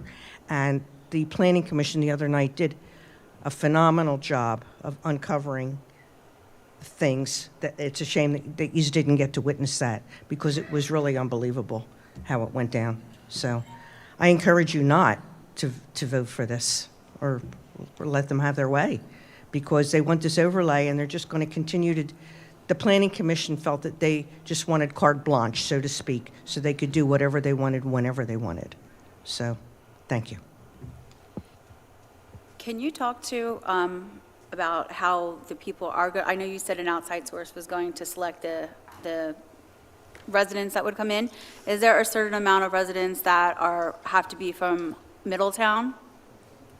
I don't think they're allowed to do that. So, well, let me just respond and debunk one of the myths there. So there are 42 units in Phase 1 that are planned. 20% is the earmark through PHFA for individuals with disabilities. If there were to be a Phase 2, and there would be 70 units, Phase 2 would also be a PHFA funded program, and it would also have to have an earmark. So the total number of units would be 20% of the additional 30 if Phase 2 ever came to fruition. So it's not just 9 units. I also want to comment, I don't think that folks realize that, I think when people envision the Woods residents, they have a particular vision. They also have that of our staff. We have more homes that we serve in Langhorne, Falls, Bristol Townships than we do actually on the campus now. We have more than 60 people who live in apartments safely in our Beechwood Neuro-Rehab program. They live independently. They have been out there in the communities for the 28 years that I have been at Woods. So we are not getting reports that they are getting preyed upon now. I can't imagine when they're closer to us that they're going to be preyed upon. What we hope, none of those units that they rent now are fully accessible. We're going to have more than 8 units, I think, total that are fully accessible. So our individuals who ambulate by wheelchair or walker or who need track systems currently will be able to live nearly fully autonomous in those apartments that don't currently meet their needs now. So I just wanted to offer that up. As far as how they're selected, they'll be able to apply because of the way that they are supported through ResHab program dollars, Medicaid. They'll be applying through that third-party entity to be eligible. We obviously will be working with them to make sure that they know where to look as far as the diagnostic criteria, but we cannot make sure that individuals that go into the apartment are all of our residents, and we cannot make sure that they are all from Middletown Township, where a certain percentage of them are. Under the way that PHFA is structured legally, you can't do that. We can't say that they're all going to be of a certain age either, or look a certain way. We're just not allowed to do that. Do you know how I'm sure there's more that apply than apartments available. Do you know how that they go about deciding who gets an apartment and who doesn't? I do not know. Can I just ask, and maybe this question is better for Mr. McGinnis, but the other comment that Ms. Grouse made, which I know was something that was raised at the Planning Commission as well, which is this idea that the overlay will give Woods carte blanche to do whatever they want in the future, and this concern about how things will work going forward. Can you just talk about how the process would work going forward in the future as different projects come along, and maybe also just differentiate how that is different from how the process would work today if Woods wanted to do the same projects? Sure, absolutely. So next week, if the overlay didn't pass and Woods said, you know what, we are servicing too many individuals for our capacity for dental needs, and they said we need to build a 5,000 square foot addition equipped with the appropriate medical equipment, that would get supplied to the township. The township would say this is not permitted as a use in the R1 district, and we would go to the zoning hearing board, which again, Middletown has a very good zoning hearing board, but that is another bureaucratic layer to any process which the vast majority of businesses and homeowners in the township do not have to go through when they are seeking a reasonable addition to their property, because the underlying zoning correlates to the use. So anything that Woods does whatsoever currently has to go to the zoning hearing board, which is an entirely different process, added expense, a different form of regulation, and again, we've gotten comments that, well, what's the big deal? And the big deal is twofold. First, when we proposed the apartments before, that was multiple nights of hearings. There was a different legal standard that's applied, and there was a question at the Planning Commission, which we answered, I think, very candidly, that process and the legal burden and the appellate rights, anything that Woods does really could be tied up subsequently for 2, 3, 4 years that Woods needs on their campus as an amenity for Woods clients.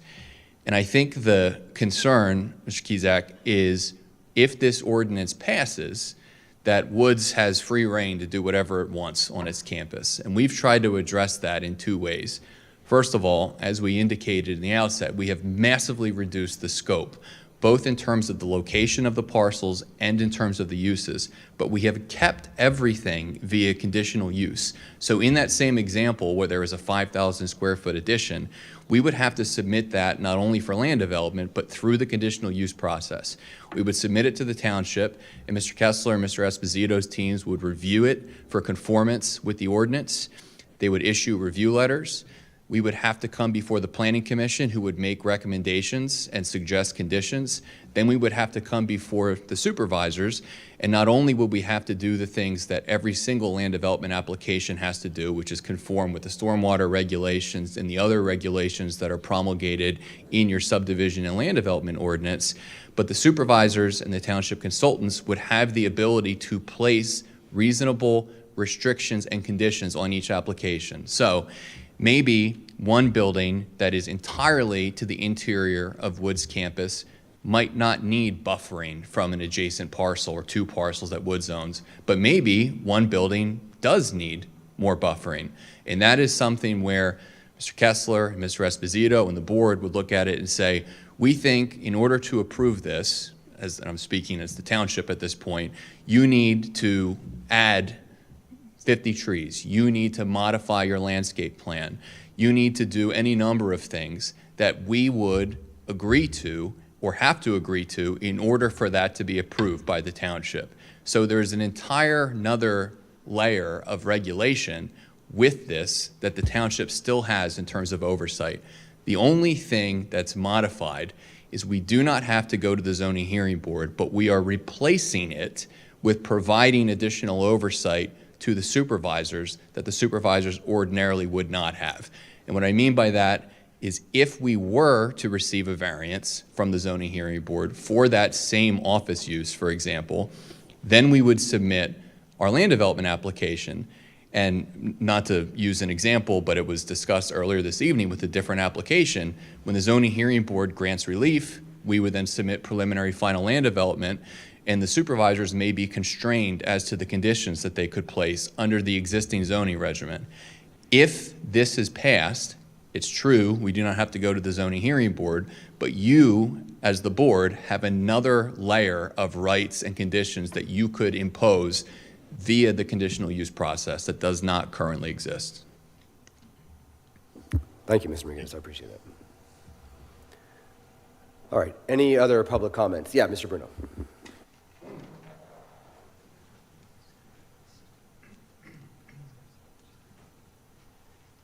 Wrote it down so I can be quick. Eric Bruno, 79 Weecum. That was a great presentation, and it all sounds great. Sort of like a creation of a rejuvenation of the Wood School. Here's the problem. I don't trust them. For the last 5 years I've been coming to this board, the Wood School has been trying to create developments and or selling off parcels to developers for increased density and commercial uses that we do not have the capacity for in the township. Mr. Guinness, I've seen you here many times, and forgive me if you're asking for this for an internal growth process, and I just don't believe it. But if you are going to approve this, ask to rezone and overlay, I want a very tight leash. If that means we have to push this motion and take a month to craft language that will no longer, they will not allow this overlay to extend to anyone but the Wood School, maybe that's what we have to do. I want no back doors to carte blanche. frankly, they should be slowed down by the bureaucratic process that Mr. McGinnis was talking about. That's how the township residents are protected. That's it. Thank you, Mr. Bruno. Other public comment? Yes, sir. Good evening, Board. Lance Segers, 98 Queen Lily Road. So when I look at the plan, and I think Woods provides a lot of great services, nothing in this plan says to me that they're trying to extend those services to their current clients. The 9, and I've said it before to you guys, the 9 units or the 20% units is window dressing for you guys approving apartments that the community just doesn't want. That's what Woods wants to do. If we give them conditional use, in their conditional use, they said it 90%, up to 90% can be residential of this conditional use. So while you guys have some say in how they develop this land, none of that has to be a dental building or a new pharmacy. If they decide they just want to keep building apartments, I think that's where the community would have an issue, and I think we'd be giving it to them. I said it at the Planning Commission the first night they presented this plan. If they brought to the zoning and the Planning Commission, hey, we want to build a dental office on Wood Services, the issues that Mr. McGinnis is saying they would have are non-existent. There's not a person in the community that wouldn't say, man, that is great, Wood Services providing more services to their people. Nobody would step up and say a negative word about it. They'd probably ask the board to give every variance they could because it would be providing the services that these clients need. What this is a money grab. That's what this is. So I believe they should go through the exact same process as everyone else, and this should, similar to what the zoning board did in the Planning Commission, and they declined to approve it.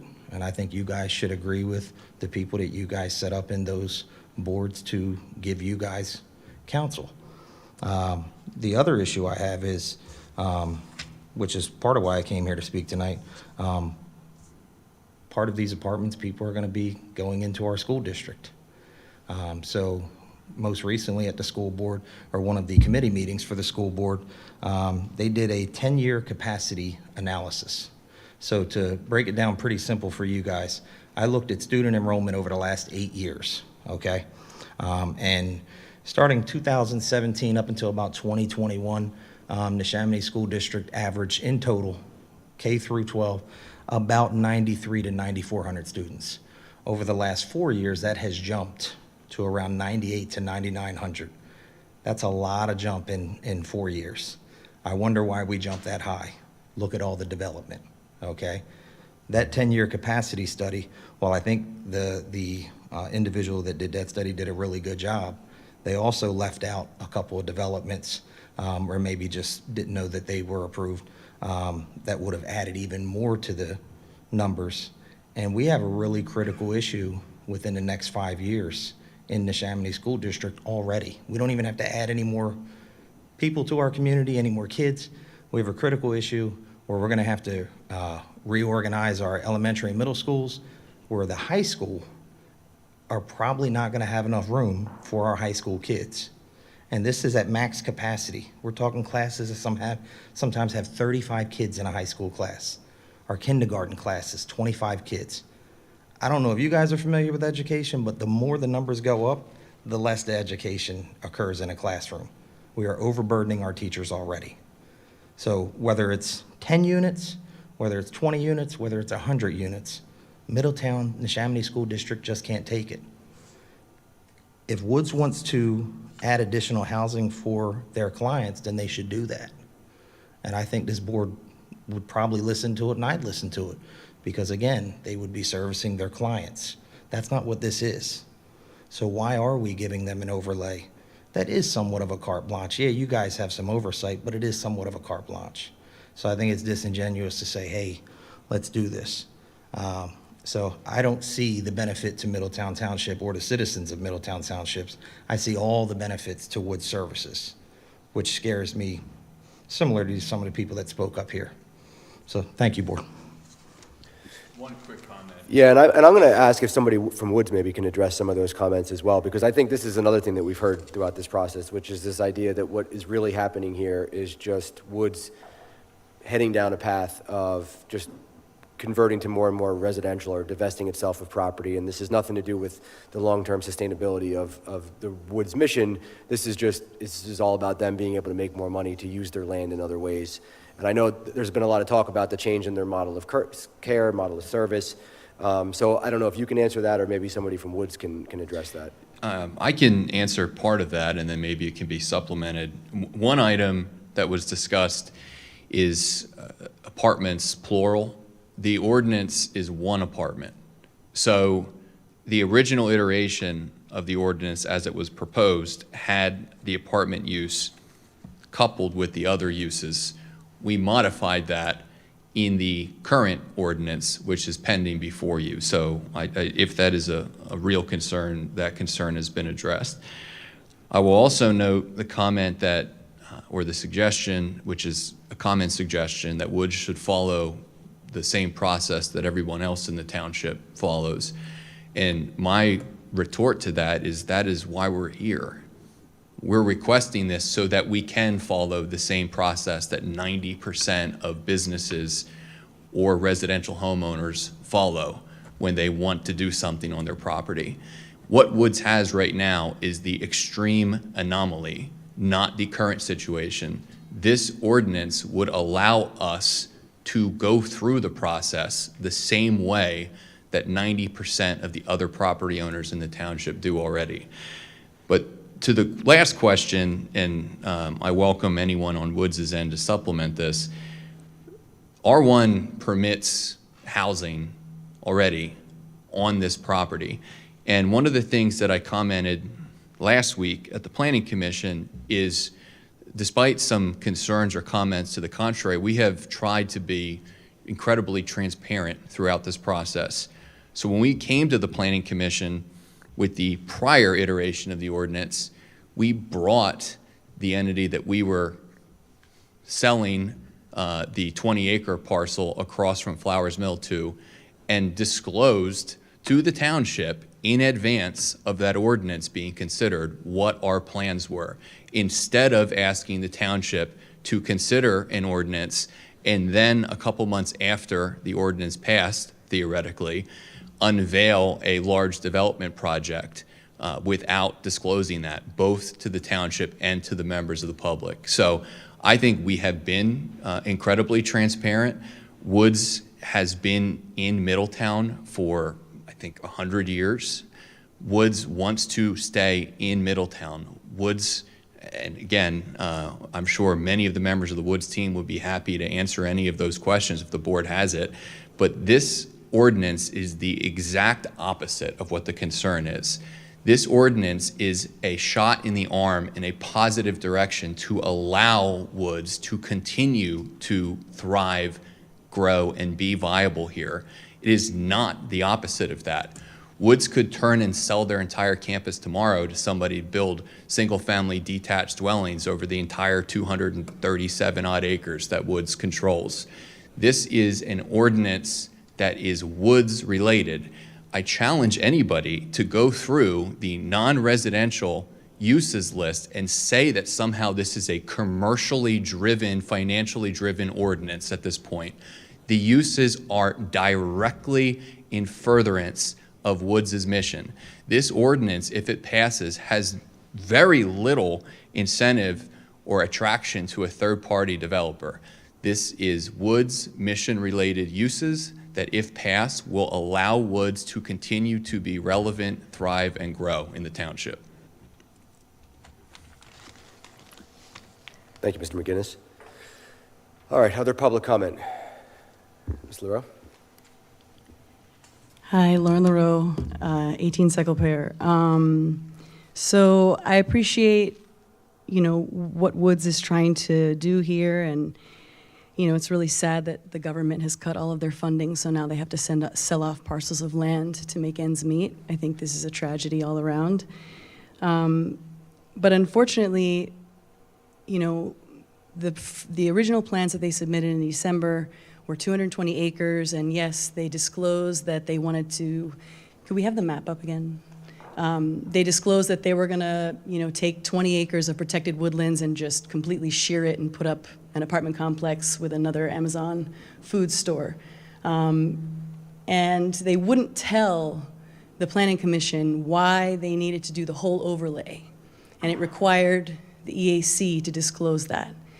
The EAC revealed that they couldn't legally do that by itself. They had to include the entire parcel together.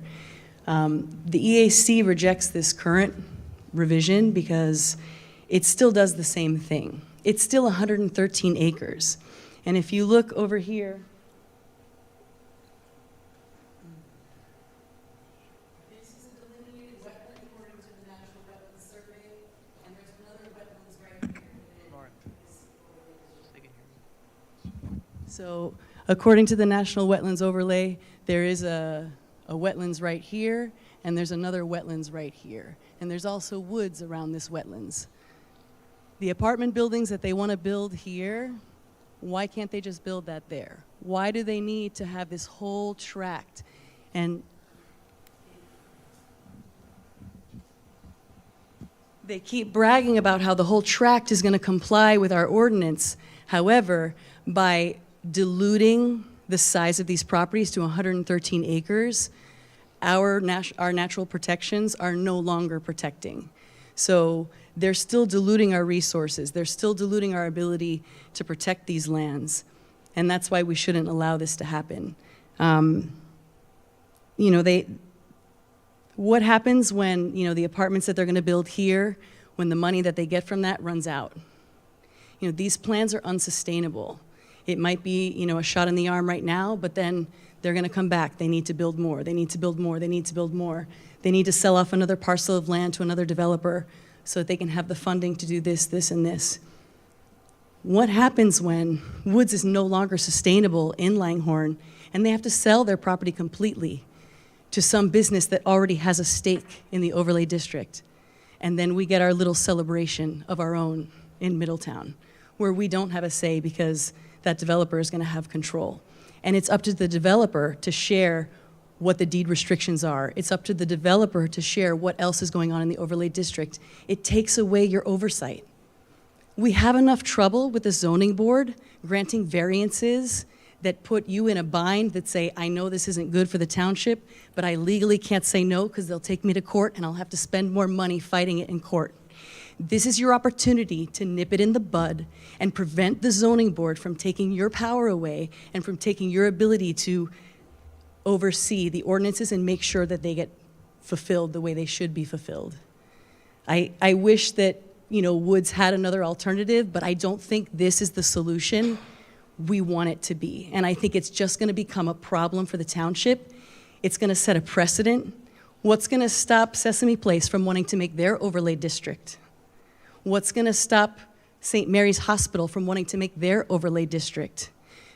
You're charting down dangerous territory, and it's not even going to do the good you think it's going to do. And I urge you to follow the advice of the Environmental Advisory Council and the Planning Commission and reject this proposal. Could I ask a question? What is the long-term plan for the non-residential spaces on there? When we're talking about the pharmacy, the medical office, are there plans actually in place? Is there a design in place for that? Have you secured the funding for your grant yet? Has them been awarded to you guys yet? For the PHFA? Mm-hmm.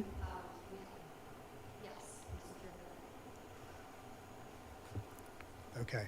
I just want to address some of the statements that were just made. Respectfully, most of it's not true. We do have 113 acres in the overlay district. We have to respect for the overall tract, all resource calculations, all zoning requirements. There's a term called transferable development rights.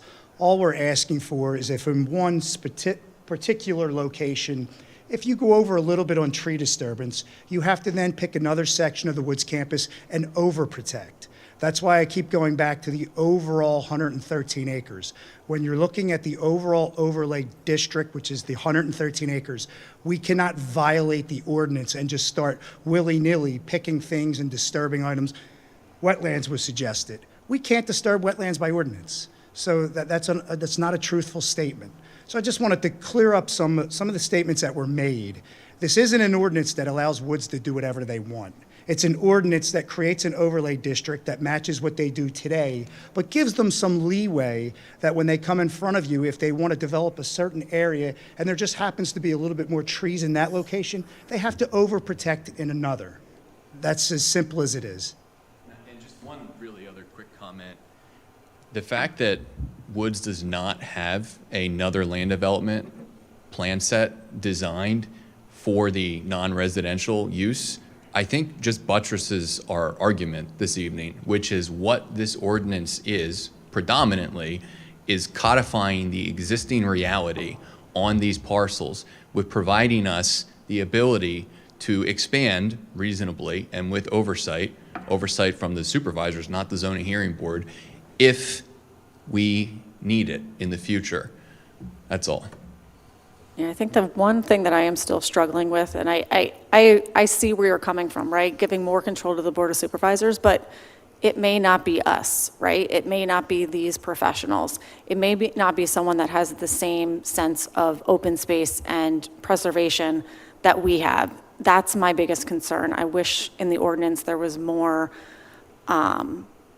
minimum with respect to those things and not a lot of, give and take. We'll do this here. To the best reasonable efforts, we'll do that. That's really where I'm struggling because we're putting the decision in someone else's hands that may not be us up here. Understood. All right, other public comment? Going once, going twice? Okay. Any other questions from any board members? Yeah. I do have one more, I'm so sorry. My question is for the housing. I think there was a good point, and this isn't because I'm against outsiders or people coming into our community that are different or diverse or anything like that. My question is if Wood Services wants to provide additional services to their clientele, why aren't the housing options just for their clientele?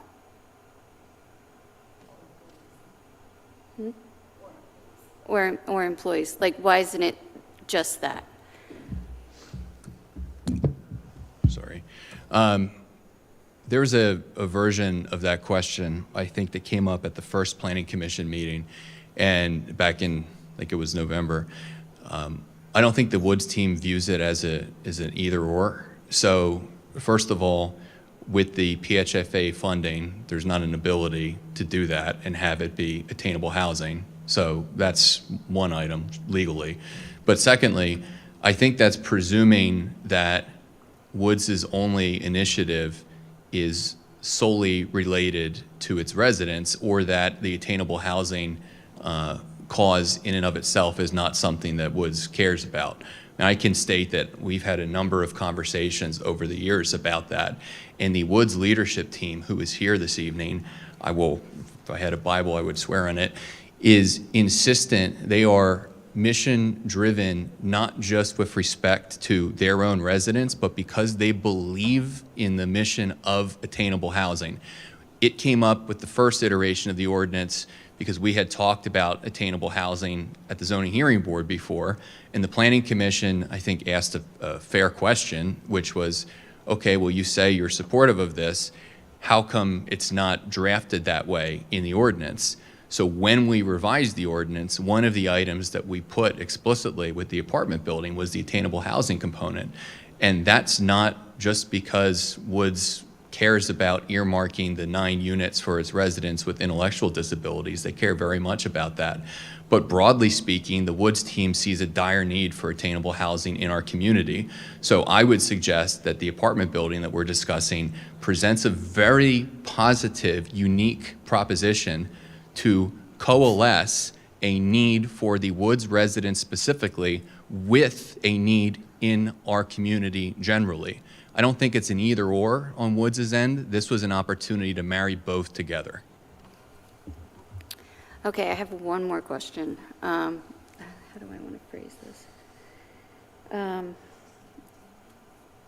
When it comes to the housing and the attainable housing, how does one qualify? What are the, I guess, their employment or salary limits? What, how do they? Yeah.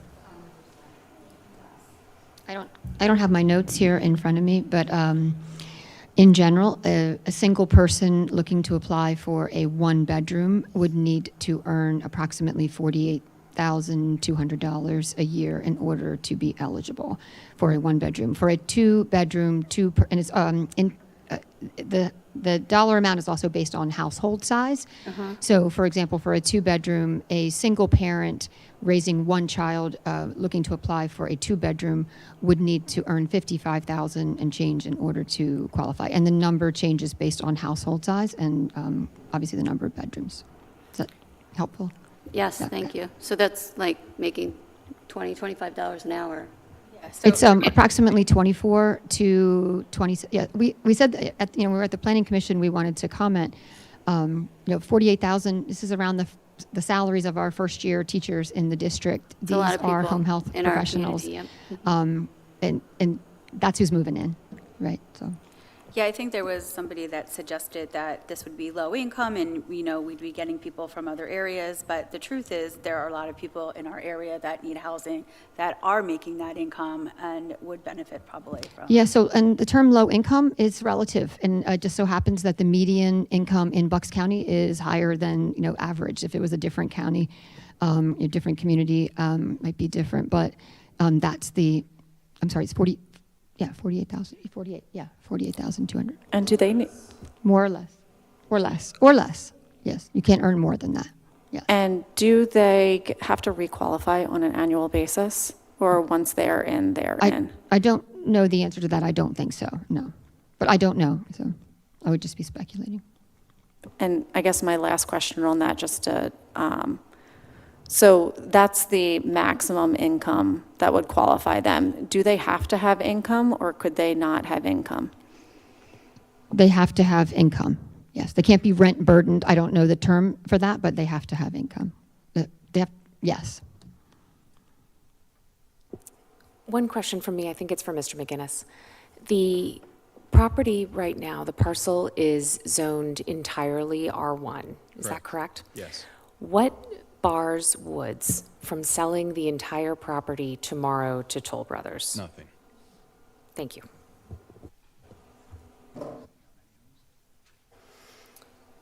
Okay. We've heard a lot of very thoughtful questions, comments, concerns, and this process has obviously gone on for quite some time. It was twice before the Planning Commission, and we as a board have had a lot of time to review the ordinance. I can't count how many times I've read this thing and had discussions with our professionals about its scope and its content. I think a lot of the things that are raised as concerns are not, in my mind, true concerns. The idea that this will become a whole property full of apartments is just not factual. I mean, the ordinance explicitly spells out that it is limited to one apartment building, which is the one contemplated. This idea that we should just make Woods go through the same process that everybody else has to go through, well, that's completely backwards. In fact, the whole purpose for this is that right now Woods is forced to go through a step that every other resident in this township does not have to go through when they want to do something similar to what Woods is trying to take on. And so the purpose of this, I think, is to fix that and to rectify that and to put them on a level playing field. So I don't view this as necessarily taking away that protection or that process. And in fact, it's funny, one of the things that we, I think, probably, verbally can complain about as supervisors pretty often up here is that by the time land development projects get to us, they've already been through the zoning hearing board and have had variances granted, which really impedes and limits our ability to do much of anything. I mean, by the time it gets to us, once you've got zoning approval, I know people come in here and they just think that we as the Board of Supervisors can just deny anything that we don't like, and it's just not that simple and it's not legal. And I've tried to explain that over and over again, and I continue to believe that. I believe in our responsibility to follow the law. I believe that, everybody that comes before us deserves to have us follow the law when we're making decisions about whether to approve or deny a project.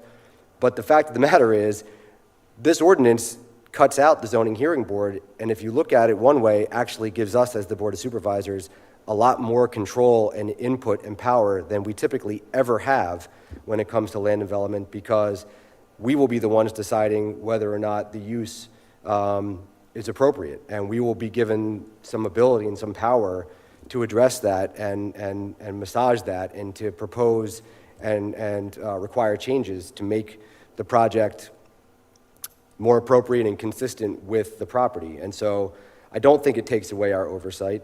I don't have concern that this is going to become a property full of apartments, or that Woods is going to now slowly divest itself of all of its land. I think Ms. Strauss's point is a very strong one, and I hope that folks understand that. This is zoned residential. Woods could decide tomorrow that they're done with Middletown, they're done with this property, and they're going to sell it. And any developer out there, Toll Brothers was a great example, could come in and buy it and build houses. And so concerns about increase in population or about the school district, they fall flat with me, and I just don't think they're legitimate because it's zoned residential now. And so, I've looked at this thing inside, outside, upside, downside. I mean, it's put a lot of time and thought into it. I think ultimately the bottom line, though, is I trust Woods. I believe in Woods. I believe in the work that they are doing. I believe in the people that they are helping, not just in our community, but even more broadly in that. And I think that they want to stay viable. They want to be here for the long term. And I believe that this will enhance their ability to do that with this new model of service that they are moving towards. And so, me personally, I am in favor of approving this overlay. I'll let anybody else speak that wants to before we take a motion. So I tend to agree. I feel like Wood Services has been a very valuable asset for our community for really years and decades. And, I've worked with brain injured adults, I've worked with people with mental illnesses, and as a teacher for a long time, I've worked with many students that are on the spectrum, and I know the good work that they do. I know that they're dedicated to staying in our community, and this is going to help them do that. And I also am very dedicated to having some affordable, attainable housing, which I know is desperately needed. We have our children that are in their 20s, maybe 30s, that I don't know how they're going to afford housing, to be honest with you. This is a Band-Aid, but I feel like it's a step in the right direction. It is contained entirely within the Wood Services. I know they're going, the PHFA is going to be overseeing this project, and I know they do a solid job of vetting people and getting people in that deserve the housing and that will probably be, good neighbors. And I think that, as I know, I forget your name, I'm sorry. Dawn, you were saying that these people in Wood Services, they're already in our community. They're already in apartments. I actually was a resident counselor for a long time. So I know that these people are already in the community. They're not going to be at any more risk being within the Wood Services area. So I just wanted to put that. I'll say for my part, the idea that Woods could pull up stakes and we would lose their valuable mission in our community breaks my heart. The alternative that is a by right idea, that they could sell this property to a developer and put in a couple hundred, third of an acre, single-family homes, which would bring hundreds of children to our school district, thereby increasing the property taxes that Neshaminy School District would have to levy on us. By the way, those houses would sell for several $100,000. We hear over and over again on this board that that's not what the community wants either. I am conscious every day that I was not elected to this chair that I sit in. I sit in this chair because Anna Payne is no longer with us, and her overriding passion was attainable housing. Her overriding passion was making sure that Middletown was a place that we could have vibrant diversity and people of all ilks. being able to live and work in our communities. And so I am very committed to the mission of Woods and the mission of attainable housing that Anna so fervently wanted to have happen.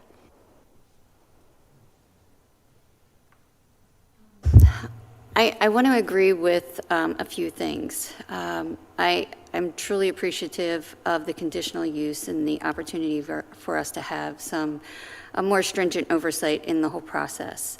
I value Wood Services. I have a daughter who is on the spectrum. It takes a great deal of energy, devotion, and care to care for those people. And the residents deserve that. We need to support Woods in that endeavor. I appreciate your attention to attainable housing. Many times spoken to Anna Payne about the importance of it. She could not afford buying a home. There are many people in our community who are working very hard for $25 to $30 an hour who cannot afford a house. So I believe in that as well. And as an educator for 30 years and being in education, the services that you are looking to provide and expand on will help many people in the Lower Bucks area. So I support this initiative.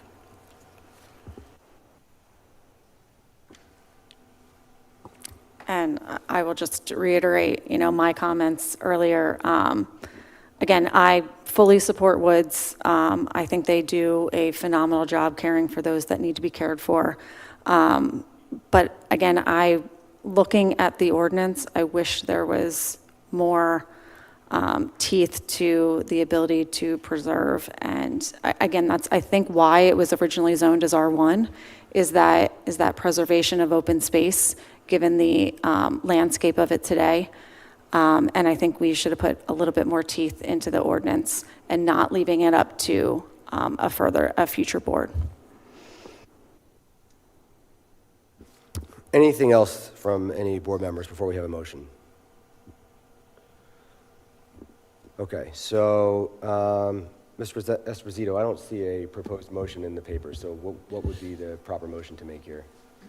You could be a motion to approve the petition for the overlay ordinance as presented with the revisions that Mr. McGinnis mentioned earlier. Okay, so I will make a motion to approve the petition to enact an ordinance to create the Community Development Transitional Overlay District, subject to the revisions stated by Mr. McGinnis earlier. Is that good? Yes. Okay, is there a second? Second. There's been a motion and a second. Any board questions at this time? Any questions from the public at this time? Seeing none, all those in favor say aye. Aye. Aye. Opposed? Nay. It carries 4-1. Thank you, Mr. McGinnis and your team. Thank you very much.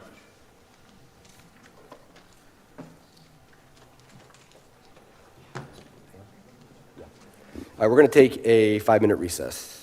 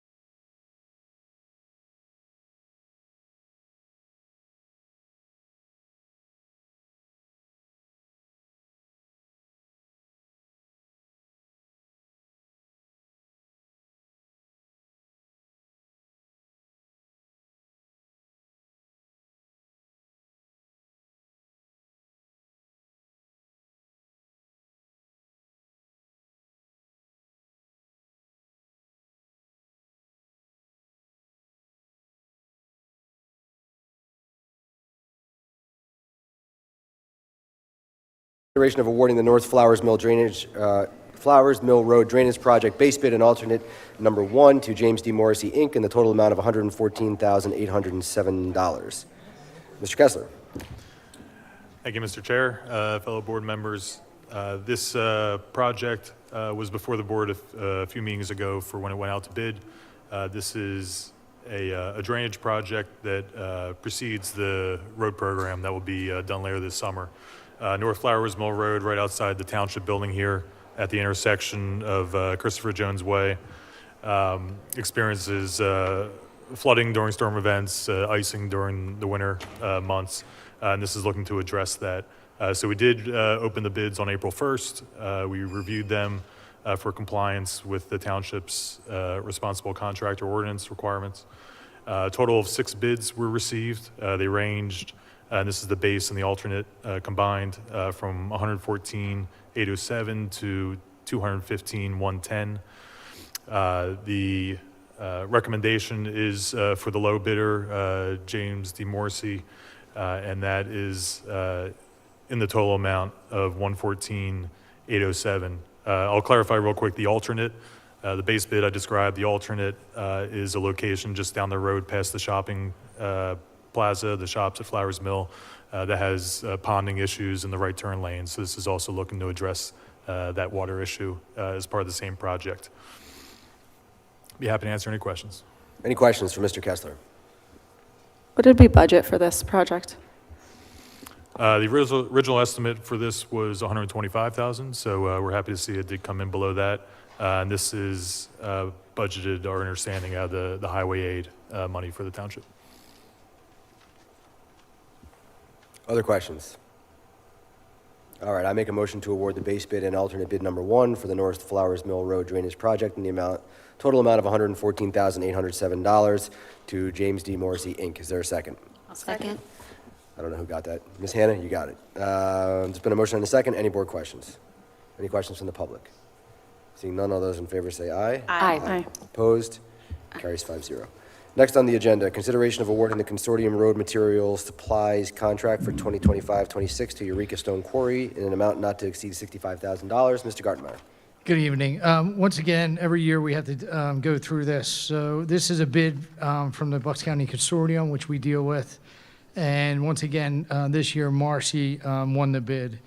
There was 5 bidders, but Marcy overall had got the bid from the consortium.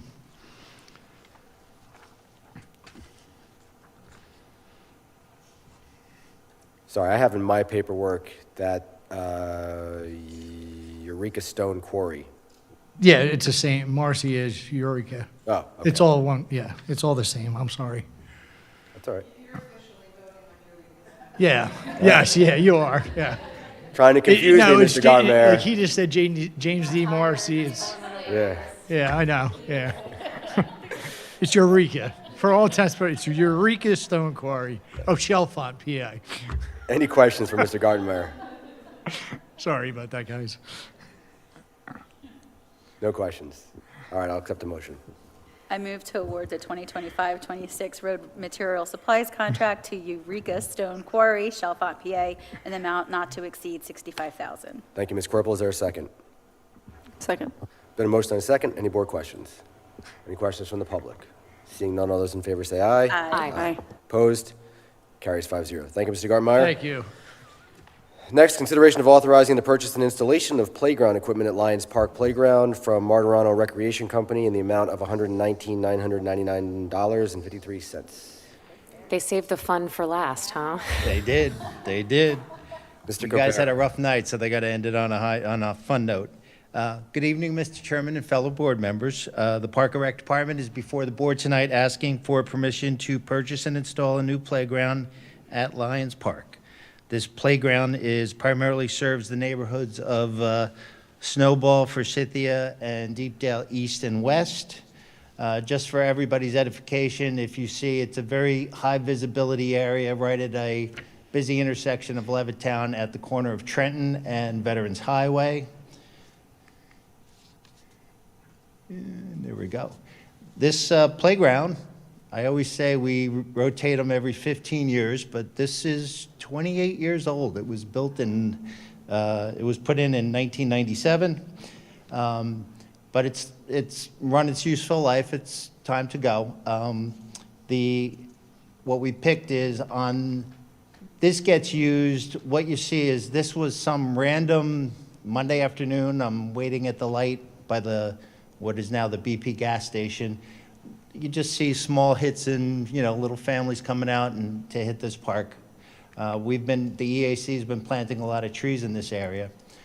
Because of the high visibility area, we've picked some very vibrant colors. So we have yellow umbrellas. So this is the overhead, obviously, and you can see all the gear that's laid out. And then side picture, of course. Now, this was also part of a grant, so when we were going through this whole process, and I'm just going to click while I'm talking, each one of our playgrounds, we have 12 total within the township. We want different themes. So the Cobalt Ridge was a national demonstration site for inclusive play.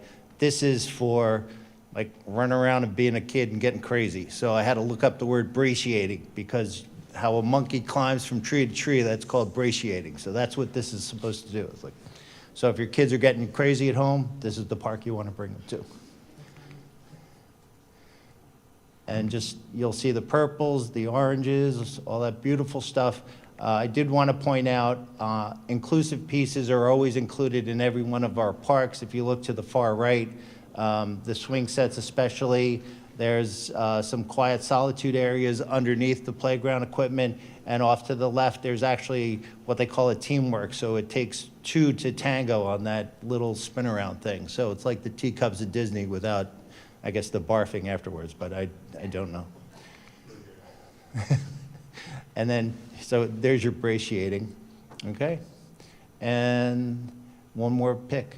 So if the board, the labor, because it was part of a grant, so the labor is being paid by the grant, so that's why on your quote, there's no line item. It's about a $37,000 deal, but that grant pays for that. So what we're buying is a complete unit install from the maker Martorino Recreation Company. Our playground equipment game time in this episode is all built in Fort Payne, Alabama. All American, no tariffs, no nothing. It's like, okay. So good stuff. If anybody has any questions for me, I would be happy to answer them. Any questions for Mr. Copera? What did we get the grant for? So the grant was through PRPS. You just applied for it, and they said, boom.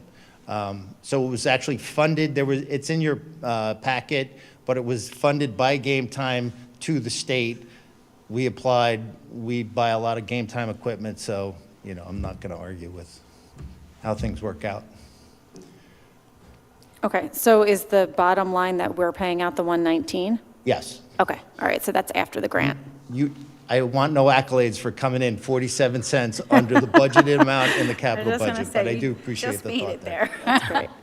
And given where the playground is and the two large roads that are next to it, when you showed that aerial, have we ever thought about potentially fencing in the playground area of this park so to help with safety? It's all, no. So it's been working fine now. It's all part of the Greenbelt. What the afterthought is, when we discussed with the board, we're actually going to put 4 parking spaces in there now, or after we build it, so that families come in. What they do is drive on the grass now, so they have a safe exit from their cars.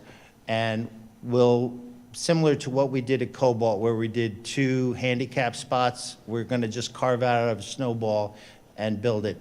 We don't need any kind of gates, and it's just another thing that's a pain in the neck, grass cutting and everything. And it's part of the green belt, so we actually have people that just walk the green belt anyway, so it just kind of flows.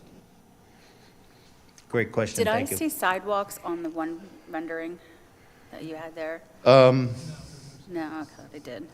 so what we're gonna, just the path into the park. So what we're gonna do is, again, like Cobalt, parking lot, path into the playground, everything is ADA compliant to get there. Awesome, thanks. I don't see any benches in your rendering, and as a mom of 3 kids, I would love some benches. Right. I love it. So there's actually 4 on the perimeter now. 2 were recently put in. So that's always part of our package, is basically a couple of benches and a couple of trash cans. So we just kind of let the area take care of itself. Any other questions? If not, I can accept a motion. I move to execute a contract for the purchase and installation of playground equipment from Martirano Recreation Company, a CoStar vendor, in the amount of $119,999.53. Thank you, Ms. Corporal. Is there a second? Second. There's been a motion and a second. Any board questions? Any questions from the public? Yep.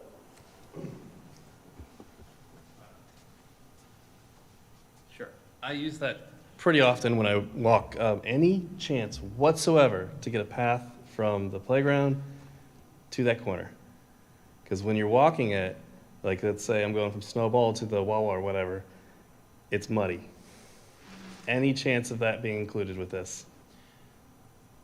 We love a trail connect, Mr. Capera. Yes. And that's actually why you don't need a fence, because it is actually a good distance from the road. The whole playground is a good distance from the road. You don't need a fence, but you walk from the playground to that corner to get to the light to do the crosswalk, and it gets muddy. Gotcha. So the short answer is yes. Ms. Kane and Ms. Hannah are working with us on the Park and Rec comprehensive plan, and from the comprehensive plan for the Middletown Township, everybody wants trails, they wanted connecting trails, so a lot of the conversations we're having now is connecting trails. So Patrick and I, the Assistant Park and Rec Director, looked at doing an asphalt trail all the way down that Snowball Drive a couple of years ago. So, we are thinking about things like that to connect people to that intersection and to the other side of Veterans Highway.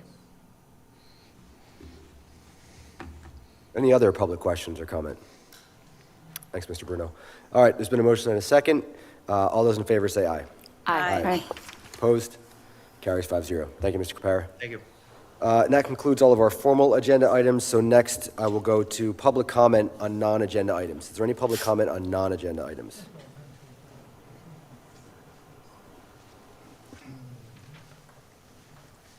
Well, we finally made it. Good evening, Sheldon Post from Red Rose Gate. I feel as though what I'm about to say is rather trivial compared to a lot that was discussed this evening. However, I'm going to say it anyway, and I'll try to not keep you here too much longer. I came up here, it's probably been at least 3 or 4 months ago, with some comments pertaining to the way in which agendas are written, specifically for the Zoning Board and the Planning Commission, and how it's, for the average person that I consider myself to be, it's impossible to know really what's going on.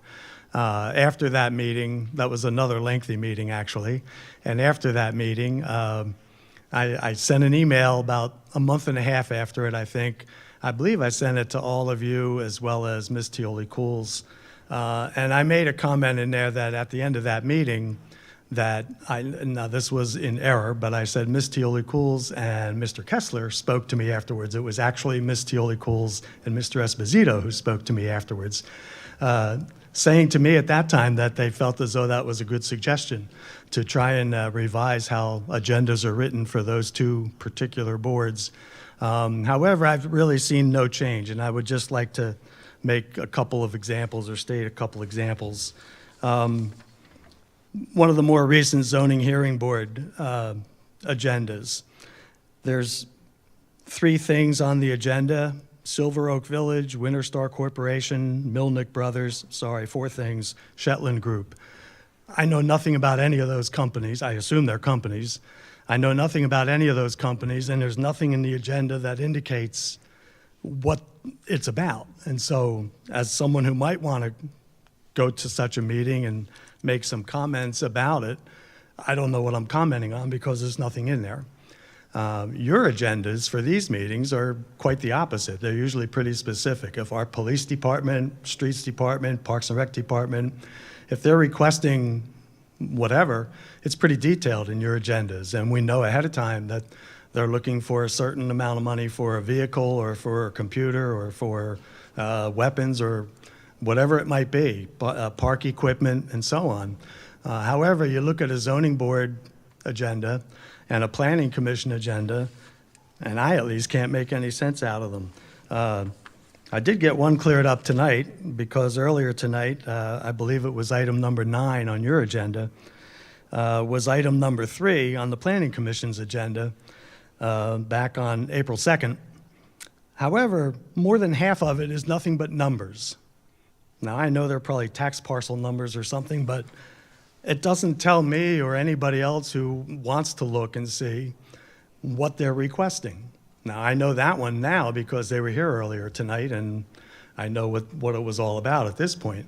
So, again, I would just like to, make a plea or a suggestion. I know you don't write the agendas, but I'm assuming that somebody up here has some input on how those agendas are presented or written. So I really think it would be helpful to the community if there could be some detail put into some of these things. Back when I spoke the first time, I think I spoke mainly about locations, like if not, this is a made-up number, but if I saw something like 2832 Lincoln Highway, I would have no clue where that is.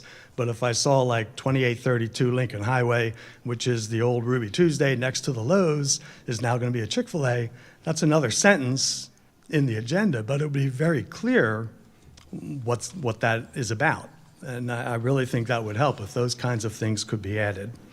So I'm going to remake that plea that perhaps, we can try to be a little more specific with the writing of those agendas. I had 2 other quick things. One is for quite a few months, there was a gentleman who came up here to speak about Tower 8, Pendle Fire Department. I'm not exactly sure what his agenda was or is, but as someone who lives about 12 houses away from a pretty serious house fire a little over a month ago, I, for one, was very happy to see Tower 8 in operation and being used. And I believe there had to have been, I'm going to say, at least 4 or 5 different fire trucks at that house. And Tower 8 was right in the middle with its overhead doing its thing. And I, for one, as one resident, would just like to say I'm happy Tower 8's there, and I don't really care how it got there. So it's just nice to know that it's available for our township and that it can come in handy like that. And finally, I just want to know, is the public comment going to be permanently at the end of meetings now, or? So I'll answer all of your questions. I'll go in reverse. The answer to that is that was not on purpose. I apologize, Mr. Post. So we moved public comment to the end in the meeting when we were honoring Anna Payne because we thought it was appropriate to not have public comment kind of smack in the middle of that at the beginning of the meeting. Understood. My fault for just not picking up on the last 2 agendas that it was still at the bottom and we didn't move it back up. So the answer is no, it will be back up toward the beginning of the meeting as it traditionally has been. To answer your question about the fire companies, I hope that we have expressed as a board our commitment to keeping our volunteer fire companies viable, and that includes their apparatus. And regarding the agendas, you're correct, we don't write the agendas for the Planning Commission or the Zoning Hearing Board. I know the process that I go through when I create our agendas and our team works on them. I don't know. We can certainly look into that. We can work on that. Yeah. We can. And we did take your comments into consideration. I know immediately there were a couple of agendas. I put a paren, former, whatever. We'll just have to make sure that we as staff continue to keep that front of mind. Who writes the agendas for is it the chair for the? No, that guy over there.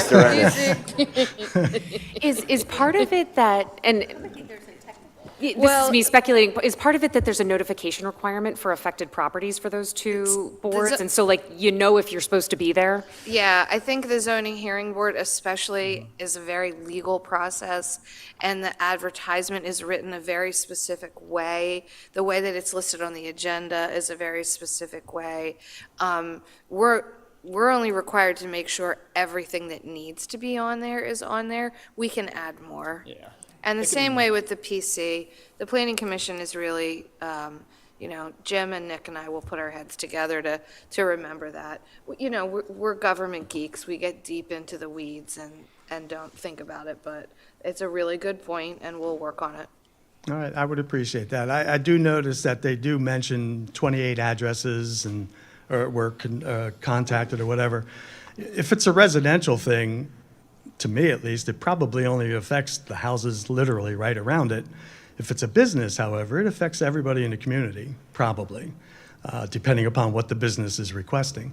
So seeing that there were 28 people informed or whatever, that doesn't really help either, because you don't know what the company is and you don't know what they're asking for. So it would help, I think. And the end of the meeting public comment, I brought that up because I wanted to mention the Tower 8 thing last month, because you had it at the end, but I was upstairs, and you ended about 5 minutes before us, so I couldn't get down here in time for it. So it's a little old news, but I appreciate it. And thank you for the time tonight, and you can go home soon. Thank you, Mr. Post. Any other public comment on non-agenda items? All right, so that takes us into other business, and I will start with Mr. Valla. Thank you. I was on a call with PennDOT earlier this morning, and I'm pleased to report that progress on the roundabout and improvements to Woodburn Road are progressing according to schedule, and residents can still expect during the summer school being out for the summer season for the roundabout intersection to be closed as planned. Do we have an ETA on when those projects are scheduled to be completed? End of the construction year might be a little bit into early 2026, but still progressing as expected. And there's more information on PennDOT's website for anybody who's listening and interested. Thank you. Mr. Kessler. Nothing further. Thank you. Mr. Esposito. I just want to announce that the board did hold an executive session prior to tonight's meeting to discuss personnel matters. Ms. Tealy-Cools. Ms. Corporal. Nothing, thank you. Ms. Strauss. I just want to briefly thank the residents who stuck with us for this almost 3-hour session. I really appreciate the civic discourse. I think all the comments tonight were incredibly well-reasoned and well-stated and well-intended, and Chief Barbarella didn't have to intervene. So thank you for being an example of true civic discourse. I appreciate it. Ms. Kane. Nothing further. Ms. Hannah. I just wanted to say that the Carl Sandburg Choir did an amazing job. Thank you for performing. Congratulations to the Rebels and the Spiders. And congratulations, Park and Rec, for organizing another awesome community cleanup day this weekend. Way to go. Thank you. And I just want to take a moment, if I can, to honor, we lost a former colleague recently, Anna Wells, who was a records clerk with the police department. She'd actually just retired after working for the Middletown Township Police Department for 26 years, and sadly she passed away. So I just wanted to, if we could, just remember her and maybe just take a moment of silence for Anna Wells.